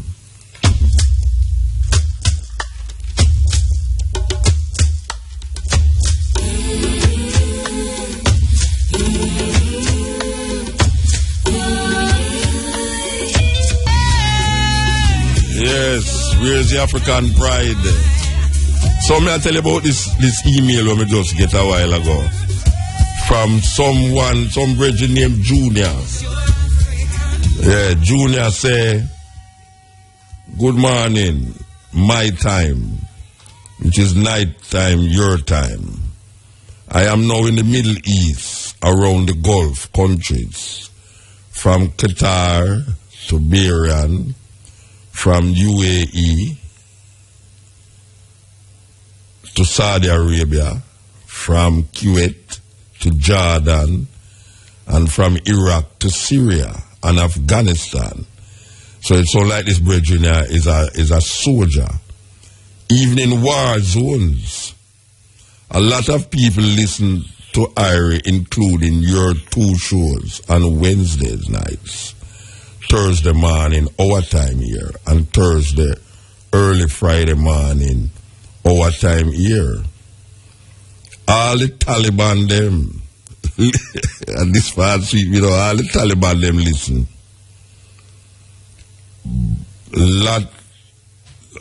Please send out big ups to Red Hills, Redland crew in Clarendon.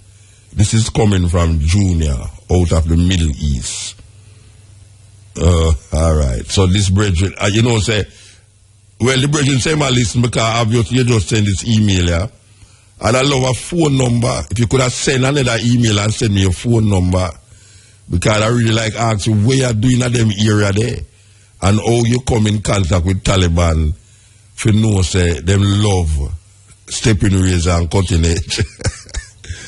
And if you could have connected me with one of the Taliban, they make me ask them, you know. But obviously, I have to text him back and ask him for your number, though. But apparently, the youth have moved up and down. It looked like him as a soldier. It looked like him as a soldier. So, because only a soldier could have moved up and down in the area, so. And I'll know Taliban. And say Taliban, them love listen. Okay. And him heal up the people, them are Red Hills land crew in Clarendon, coming from Junior, out of the Middle East. So the one them in the Red Hills and Clarendon supposed to know is which Junior attack. But Junior, in the Middle East there, I beg you send me a phone number here, so trust me. I want to talk to you. Believe you me. I really want to talk to you. And if you could have linked me up with one of the Taliban them too. Yes. You say they love the program. All right.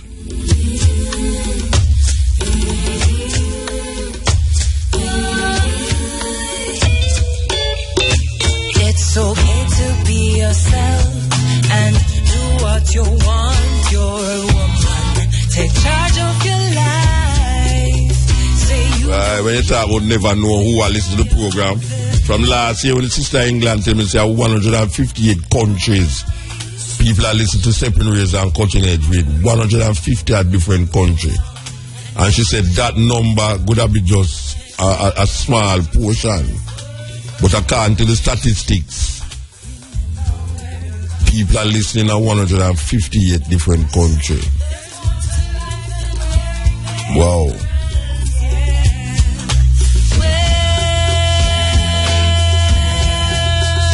Just listen to your heart now, and you will. There's a radio station in Africa where we want to do a twin thing with IRFM. Them want to broadcast the Cutting Edge simultaneously in Africa. So Cabo, I need to talk to you tomorrow. It's a very important and serious thing. Very important thing. If you're gonna change anything, just make sure it's natural. Africa, don't you fall from grace. Yeah, sweet music, yes. Cutting Edge. Greetings, Elder. Blessed man. I would like to know the meaning of the name Cabo. Cabo means sacred rock. In which culture? Ethiopia and America. Cabo, sacred rock. Well, give thanks. I hear you said the other week, say, enough people here get them name from, African name from Cutting Edge. Yeah. Well, I gotta change my name. Okay, that is good. So give thanks, Elder. Yeah, man, Iron Man. I got my features and my name from her, Mama Africa. The richest place on earth, know just what your words. Yeah, this is the Cutting Edge on RFM. I don't know how much have you heard the news, but it was from last year. Last year news is that Israel. Maybe should I just play it by the radio now, but anyway. Make we pause it here, so, because this is a very serious news that happened last year. I never get it. It said Israel expelled 8,000 African immigrants because they threaten Jewish identity. You hear that? These are some Africans, you know. I don't know how much of you remember, but Israel actually plane load 10,000 Ethiopians into Israel. Falashas, them call them Beta Israelites, out of Ethiopia. Them airlift 10,000 of them several years ago in Israel. This is validating Israel's connection with what we would say is the so-called original Jewish people of Ethiopia. Well, we know what happened to those people because we went to Israel and we see them, some of them they're on the street corner and sell flowers. Some of them do have no house, them sit down on the street corner just like any other people downtown. Well, now we see that Israel expelled 8,000 Africans because them threaten Jewish identity. The Jewish identity that them speak of is a serious identity that. You know, I want to play the clip, I want to play the clip on the radio. Believe you me, I want to play the clip. I'm going to try to say, I can work this clip here. We can work this clip here. You have a thing we can connect to this.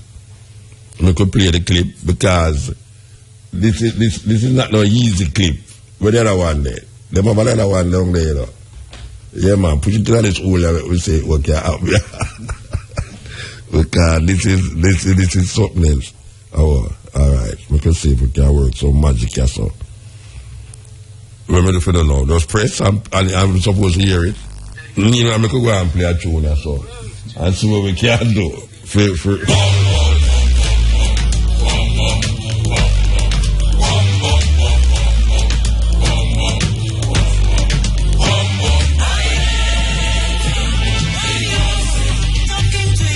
All right, that is from Shaka the Zulu soundtrack out of South Africa. I could say this can work out as now. The biblical history of the Jewish people, which supposedly indeed fled persecution, crossed through the desert and made their way into the promised land, much like these African migrants fleeing violence perpetrated by governments or militias, crossing through the Sinai and indeed landing in Israel, is a comparison that Israeli authorities are loath to. They say there's absolutely no comparison, that it does not hold any weight, that these people whom they refer to as illegal infiltrators, as a matter of fact, are only here to better their lives. They're economic migrants, so basically seeking to find jobs out here, and that's it. The Israeli Prime Minister Benjamin Netanyahu has out here, and that's it. The Israeli Prime Minister Benjamin Netanyahu has justified his government's response or crackdown on this community by saying that they threaten, and I'm quoting him, the Jewish and democratic character of Israel. His former interior minister had even gone so far as to say that Israeli authorities should make their lives miserable in order to discourage them from wanting to stay here, and certainly encourage them to leave voluntarily, and also discourage their peers from being tempted to join them in Israel. All right. So, that is a different cry from Netanyahu. I tell the Jewish people in Denmark, because this is a very serious thing, I'm good if I can talk it all tomorrow, It's just we just get a little clip, but the Jewish community in Denmark, where we just have that bomb attack, that attack on some Jewish synagogue and thing, and also in France, Netanyahu, see it? The Prime Minister is saying that they should leave those European countries and come home to Israel. That is what Netanyahu is saying. They should leave those European countries and come home to Israel. No. We're talking about some Africans who's coming from Sudan and Eritrea. And we know that they took 10,000 Ethiopians out of Ethiopia and carried to Israel. And we know that if there's a Russian and you land in an Israel airport and declare Judaism as your official religion, you are accepted. And now we hear the man say, these Africans is threatening the Jewish identity. In other words, Jews are going to look to black, original, like them original ancestors. They're going to look too much like them original ancestors for these white people who invade Israel and set up a Zionist state by Britain, who give them the land. This is I don't know, easy thing, This is not no easy thing. War between men and men will never end if this is what is going to happen continuously. It never end. Because here is one here is one, you're telling some people in a Germany, in a Denmark to come home to Israel. Here is you telling people, say, if you accept Judaism, you will be accepted as Israel. Here is you taking out 10,000 Ethiopians out of Ethiopia to put in Israel. And here are you now saying these Africans is threatening the identity of Jews. Wow. And the man said they never even explain what they mean by threatening the identity of the Jews. A serious, serious thing. Yes, cutting edge. Yes, cutting edge. Aye. Blessed. Aye, Mota. Me are 2 words to say Mota. Me are 2 words to say saying. The man that we are walk with stealing a shield and stealing a weight. The man if you just go and eat off the little pig them and stuff. Where's the man them a walk? Where's the man them a walk with? The man them a walk with stealing a shield and stealing a waist. Them little man if you just go and eat off the pig them and stuff and eat off Rasta. Saying. Alright, sir. Because right now, how we start the thing, you know. Start what? And as some big man, Mr. them a come in and come get license to ganja. Saying. Okay. So what I'm to wait. Well, and how we started. No, but what I'm to you, that may ask you, what I'm to we? What I'm to we? Well, right now, I that want to know what am I dealing with me. No, I know what am I dealing with you. When you are dealing with yourself. Well, me I deal with myself. With my thing in a motor. Okay. Yes, man. I deal with my thing still, you know. Yeah. But I man have to think about I and I brother what they still, you know, say it. Oh, so you're not included in how them are going to deal with we then? Well, right now, we never get the full understand what the man them are deal with, you know, because they must say it legal and yet still. Them never say nothing about it legal. You never hear nothing like that, man. You never hear nothing like that. You never hear nothing like that. So you know why you don't know. Why you go get your facts straight and then call me back, yeah? Aye. Alright, yes. Man, turn around and twist around things as them want. I really, I read this thing and it is a serious thing. Israel expelled 8,000 African immigrants because they threaten Jewish identity. Israel reported caused thousands of Eritreans and Sudanese to leave the country and go back to them country. Them supposed to be Israel.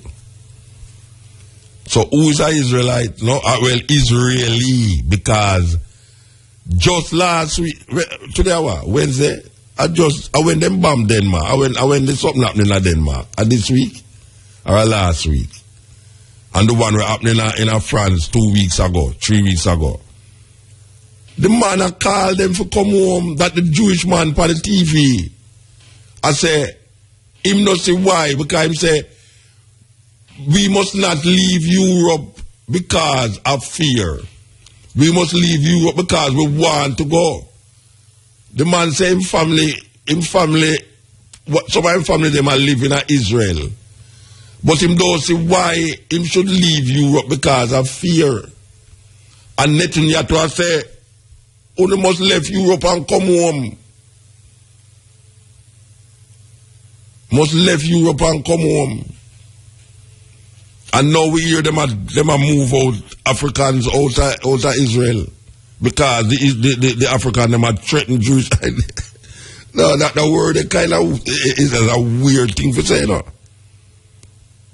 I mean, you're the man, the reporter say, him still don't even understand what the man mean when him say threaten Jewish identity, you know.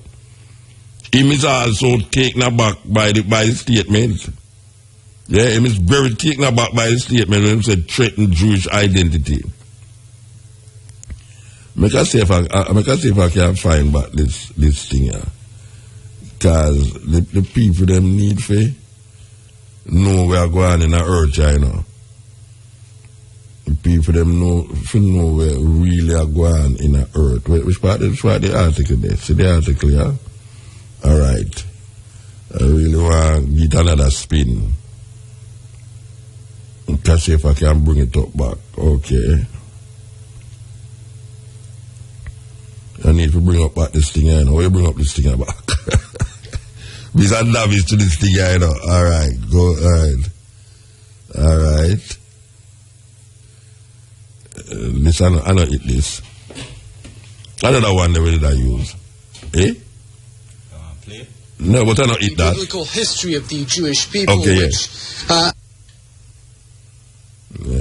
supposedly indeed fled persecution, crossed through the desert and made their way into the promised land, much like these African migrants fleeing violence perpetrated by governments or militias, crossing through the Sinai and indeed landing in Israel is a comparison that Israeli authorities are loath to. They say there's absolutely no comparison, that it does not hold any weight, that these people whom they refer to as illegal infiltrators, as a matter of fact, are only here to better their lives. They're economic migrants, so basically seeking to find jobs out here, and that's it. The Israeli Prime Minister Benjamin Netanyahu has justified his government's response or crackdown on this community by saying that they threaten, and I'm quoting him, the Jewish and democratic character of Israel. His former interior minister had even gone so far as to say that Israeli authorities should make their lives miserable in order to discourage them from wanting to stay here,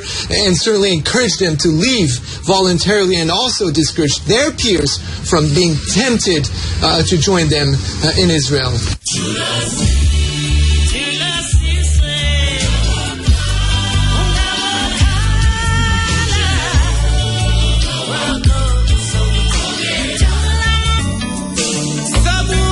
Yes, Salid Keita out of Mali.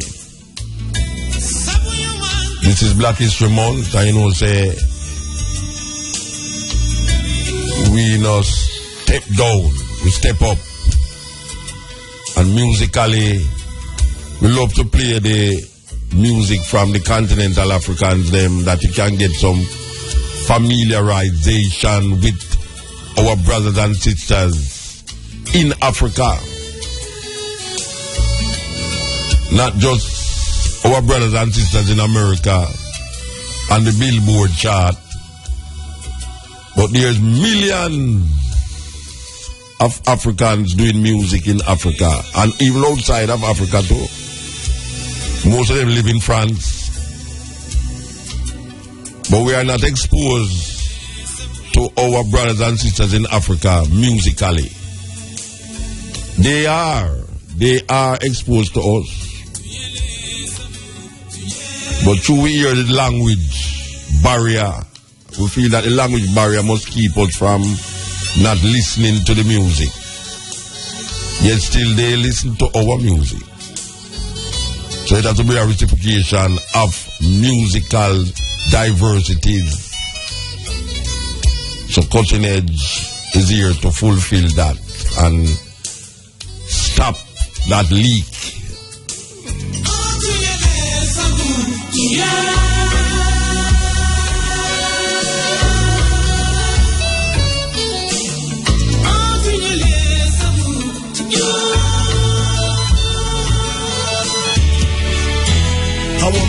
Yes, Buju Banton tune done over in African style.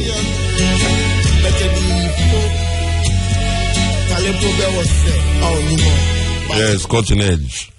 Let's say love Muta. Yeah, you know? Yeah, man, give thanks. Yeah, Reggae Month. Yeah, Black History Month. Reggae Month, Black History Month. We give thanks, you know? I heard a lot of advertisements about the drumming. Yeah, the drum circle down in Westmoreland. It's a good thing, you know? And you know, it's a 1-2 beat. And you know, the 1-2 beat, right? Now being the original, them sound from Africa. Well, the 1-2 beat is where the Rastafari develop, you know, but you have other beats in Africa where play, you know, it's not just... We're talking about Jamaican music, where Christopher Columbus and the West Indian, the Indian, them said them discover it. No, when I say, you talk about the 1-2 beats as a Naya the beat, but when I say, there are other beats in Africa. I'll come to that, I'll come to it. Okay. No, if the reggae music go further than that, because reggae music it have soul. A lot of people think that reggae music is not a soul music. That's why now Bob Marley revolutionized this music here so much that if you listen to Bob Marley music, them and most of the artists them in Jamaica, Dennis Brown, Eptones, the instrumental part where them man they play in a reggae music, if you listen, so I say, and then the world will follow them. Right, Muta? Yeah. Yeah, man, it's very interesting and it's very nice to know that instrumental, especially Dennis Brown. When I say especially Dennis Brown, in from my youth, the man they play the music. You know what I mean? I mean, when you take out even the wheel has drumming, when the man they sit down and drum and I play drum. See it? Yeah. Don't it, Mutabaruka? It's wonderful and it's great to know this music, but His Imperial Majesty say, him touch the black key and him touch the, I don't know if you ever read about that motor. Wow. And him touch the white one. And him get a nice harmony out of the touching the black one. Then touch the black one first. And then touch the white one. Yes, I don't make Christopher Columbus come tell us that them discover not around here. Yes, because Bob Marley set it and we have to follow the man, revolution. And repatriation, we know that them think they have to inner the redemption of Africa, because we have to redeem the thing, you know, Mr. Mutabaruka. Yeah. Yeah, Africa have to redeem, you know. Yeah, man, the redemption time, you know, and the repatriation. They're taking it for a joke, but they don't know that the time has come now for people need to go home and get them started themselves. Because we just go by ourselves and go sit down, so. No, we have a family, it's a family thing. You see me, Mut? Yeah, man, yeah, man. Blessed, my lord. Blessed. Thank you. Blessed. As the sister talked about the key a while ago, did you know that the gospel songs them that was developed and written by the slaves in America was only played on the black keys on the piano? This is a fact that the gospel songs, the songs of freedom and liberation that the slaves developed during the time of slavery in America, all of those gospel songs was only played on the black keys of the piano. Check it out for yourself. A brethren just called me, asked me what Cabo mean a while ago. I would tell him, say it means the sacred rock. And I know that this is where Cabo got our name from. So we're going to play the song with the same name out of Ethiopia, Cabo.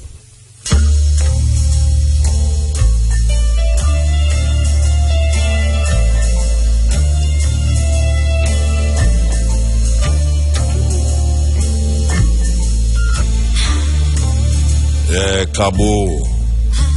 So you know me and Cabo and Rebel and Yassos and Lutan Green. I go up on this mountainside about 10,000 feet above sea level. I go up in a Lalibela mountain on some donkey. I mean, tell you, it's where they put the donkey and the donkey itch up on the side of the mountain top. You see when you look down and see where the donkey are walk, and your foot ever slip, you know. And know so you're gone, you know. By the time you drop next year, before you drop after that, you reach a bottom. And we are go up the hill and we have another part where we tie up the donkey them and I walk the rest of the hillside. And I tell you, man, up here, the way the ear up there, the way it eye, and we are walking, you know, I walk up there, and I try breathe. I remember it, you know, I start get charter bread. But it was worth reaching up there, though. It was worth reaching up there because it shows your history a lalibela where you'd have to experience it. And me always say, when you actually experience something, nobody can tell you nothing different because you go there and see it. So why you love Cabo? Little Cabo to take the journey up on top of the mountaintop with a donkey.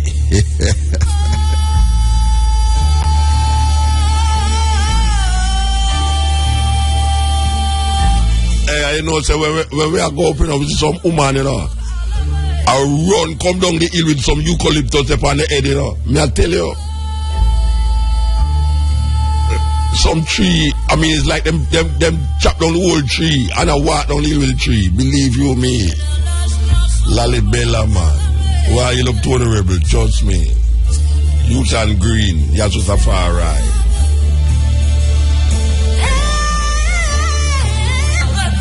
Yes. Continue. Yes, Muta. Blessed man. Mandingo, yeah, man, we get cut off last week, Yeah, I will cut it off. I don't know. No, I know me cut it off from you, so do. Yeah, because me here, I want to tell me, say, you're saying, what and thing. Me try to phone again, but couldn't get through. But give thanks to get through today. Thursday, the 19th of February. And it's already Sunday birthday today, Yeah, I know, because him did that keep something down West Street there. Where we did that advertising down West Street there. So I don't know. It could have keep tonight, but I can't go, so. Seen. But we see him every Sunday, Every Sunday, him hang out with me, Okay, he him up, trying at the early 70s, him and Dennis Brown as the two young reggae stars in the early 70s there. Skylarking and them tune there. But, interesting, what he was saying about the European race system in Canaan, expelling 8,000 Africans. Yeah, I said them are threaten Jewish identity. But of course, you and I and others know, as Africans, that these races in Canaan, notice I do even say Palestine. Yeah, land of Canaan. The land of Canaan. Yeah. Because that's the name. Yeah. Because neither the Arab, nor these so-called, are the Hebrews. Yeah.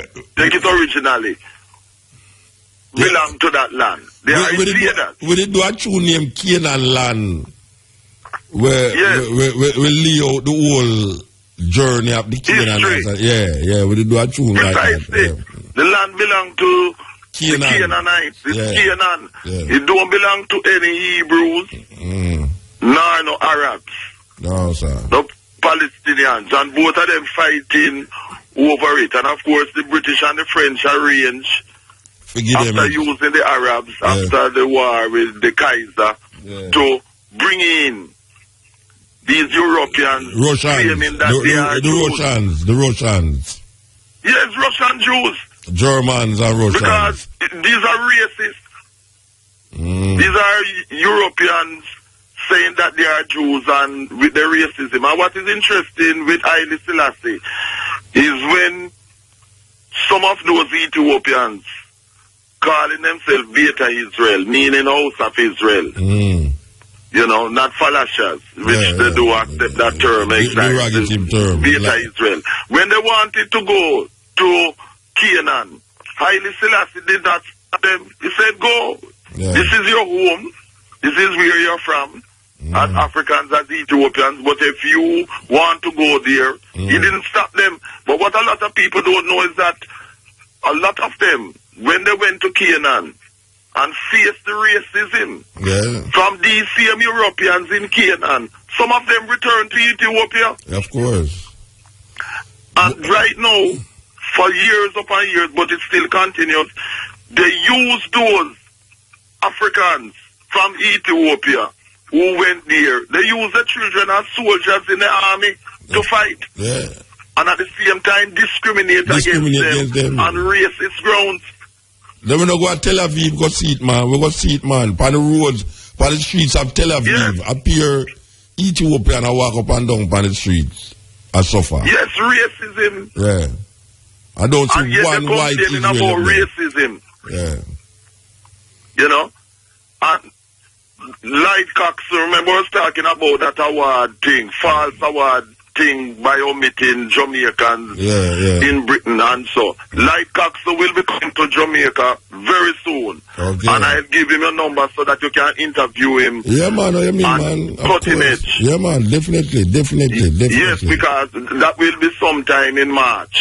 Okay, definitely. You know, because Lightcox now arrange it, he will phone you so you can interview because we really upset. No, man, you have to come in at the studio, man. Yes, man. You have to come in at the studio. So, yes, that will definitely be arranged. And we call again as one of those Duke Vin, the first sound system man in Britain in 1955, whose mother used to live at 61 Wildman Street beside Jamaica Success Club. Original DJ at the time, the great Sebastian Sound and thing.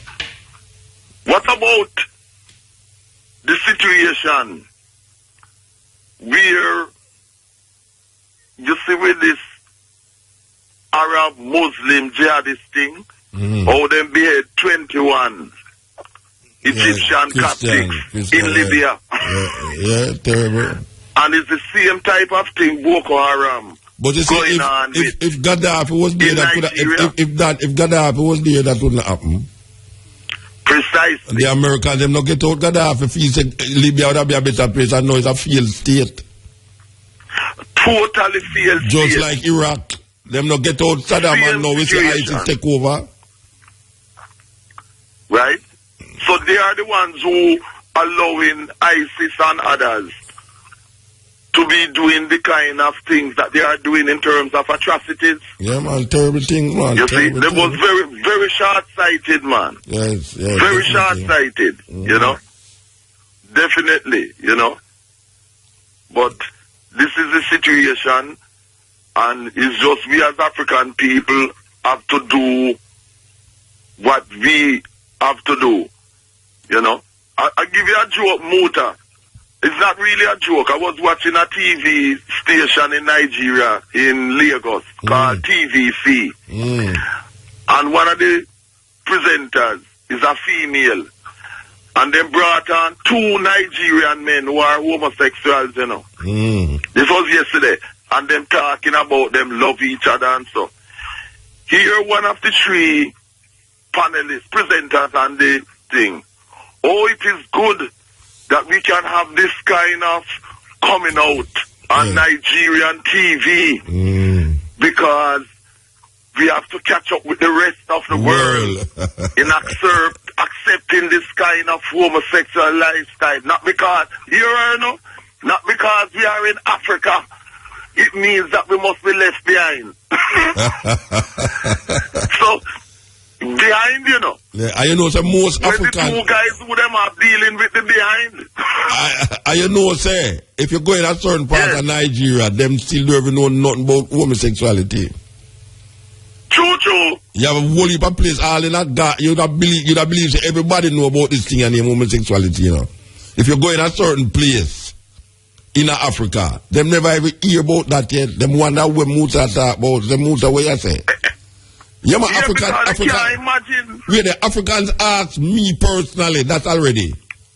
Me I tell you, Africans ask me, say, Musa, what you saying? And me I tell them, and I say, no go so. Them say, no go so. Like they're saying you're making this up, this is... Yeah, it's like them I say, when we get them things from, no go so. We really, they behind. Them really, they behind. They can't behind, they're behind, and the Nigeria never catch up.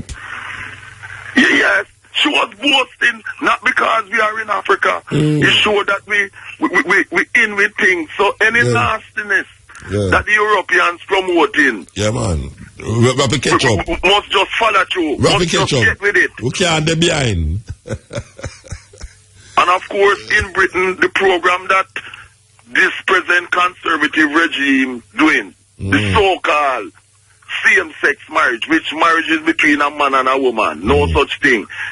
They're pushing to try to indoctrinate from primary school the children in accepting homosexuality and lesbianism. Then I will teacher not get fired because them say them not accepting in the school, man. Because them say them not accepting it. Yeah, exactly. Teacher get fired in England. Yeah. You know? We have read about enough of them. We have read about enough of them, man.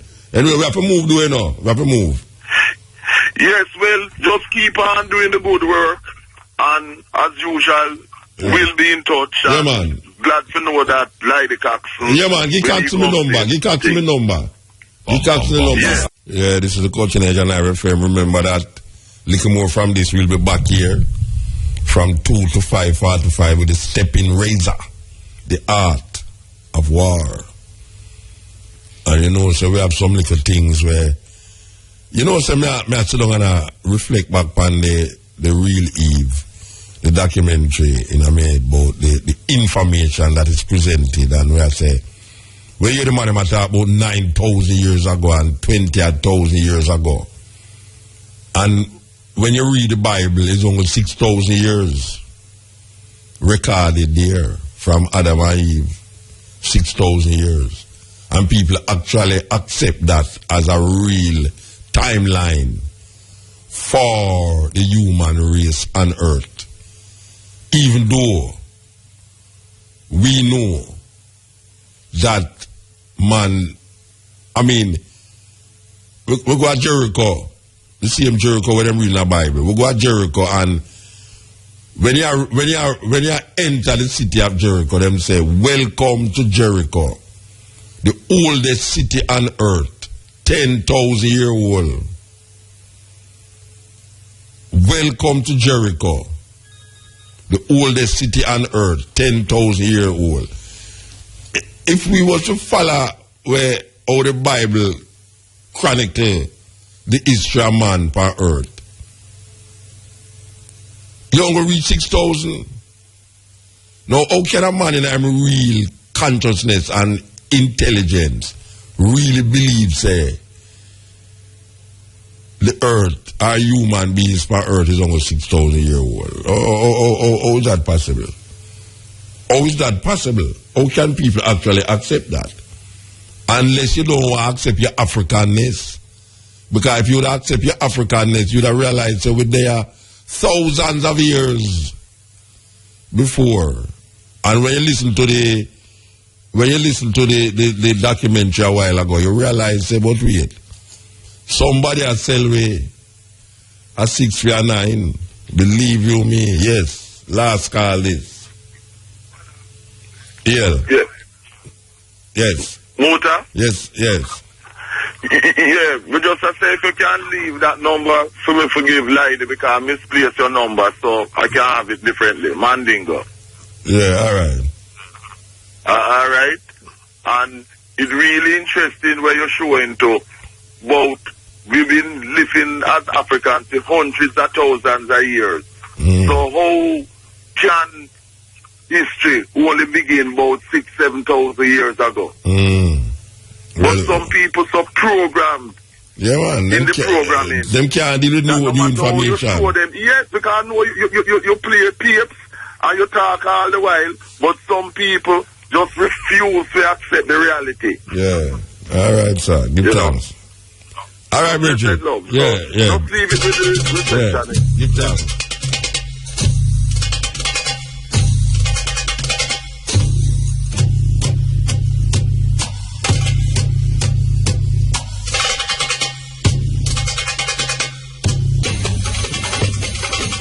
Kabu should I get one of them tabla play at this drum thing Saturday, you know. The tabla there, it's sweet, you know.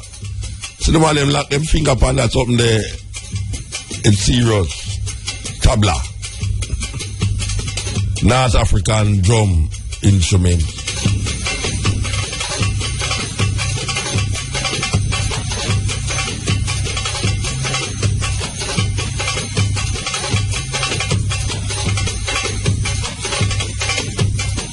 Yeah, so give thanks for the moment, give thanks for the time and the energy, give thanks for stay with me until this hours. You know, so you will come with me again from the next 2 o'clock. Matrix in the house, may I tell you, say, Matrix look like a... No, Matrix, if you ever go through certain airport, you know, them supposed to check you like like you have a bomb strap on you. You cannot imagine how if Matrix starts to rap him head like how me rap my head. I tell you, I done him done. That's a 4 me get a drama now. Yeah. A 4 month now. Me want to go to the barber shop and every time I figure my mind tell me to go in the family. 4 months now. No, me I say Matrix look like a rap inside a Pamela Rasta. Man come to know beside me and me start get afraid. Me start get afraid when the man comes to know beside me and say, wait, I wonder what me say. Make them send some Arab in there for me. No. The man have beard up and hey, you ever seen him yet? Never make him lose his job, you know. No, the man came me a while ago come to the side, you know. Come in there and talk about all Taliban and listen to the program. I brother right now to me on Taliban, love the program, you know. From in the Middle East there, you know. Imagine me and talk about that and you come to the time and look so right there. No, if I send them, you know, they say, oh no. I'm a brethren named Matrix. It's not no Taliban comes to the beside me.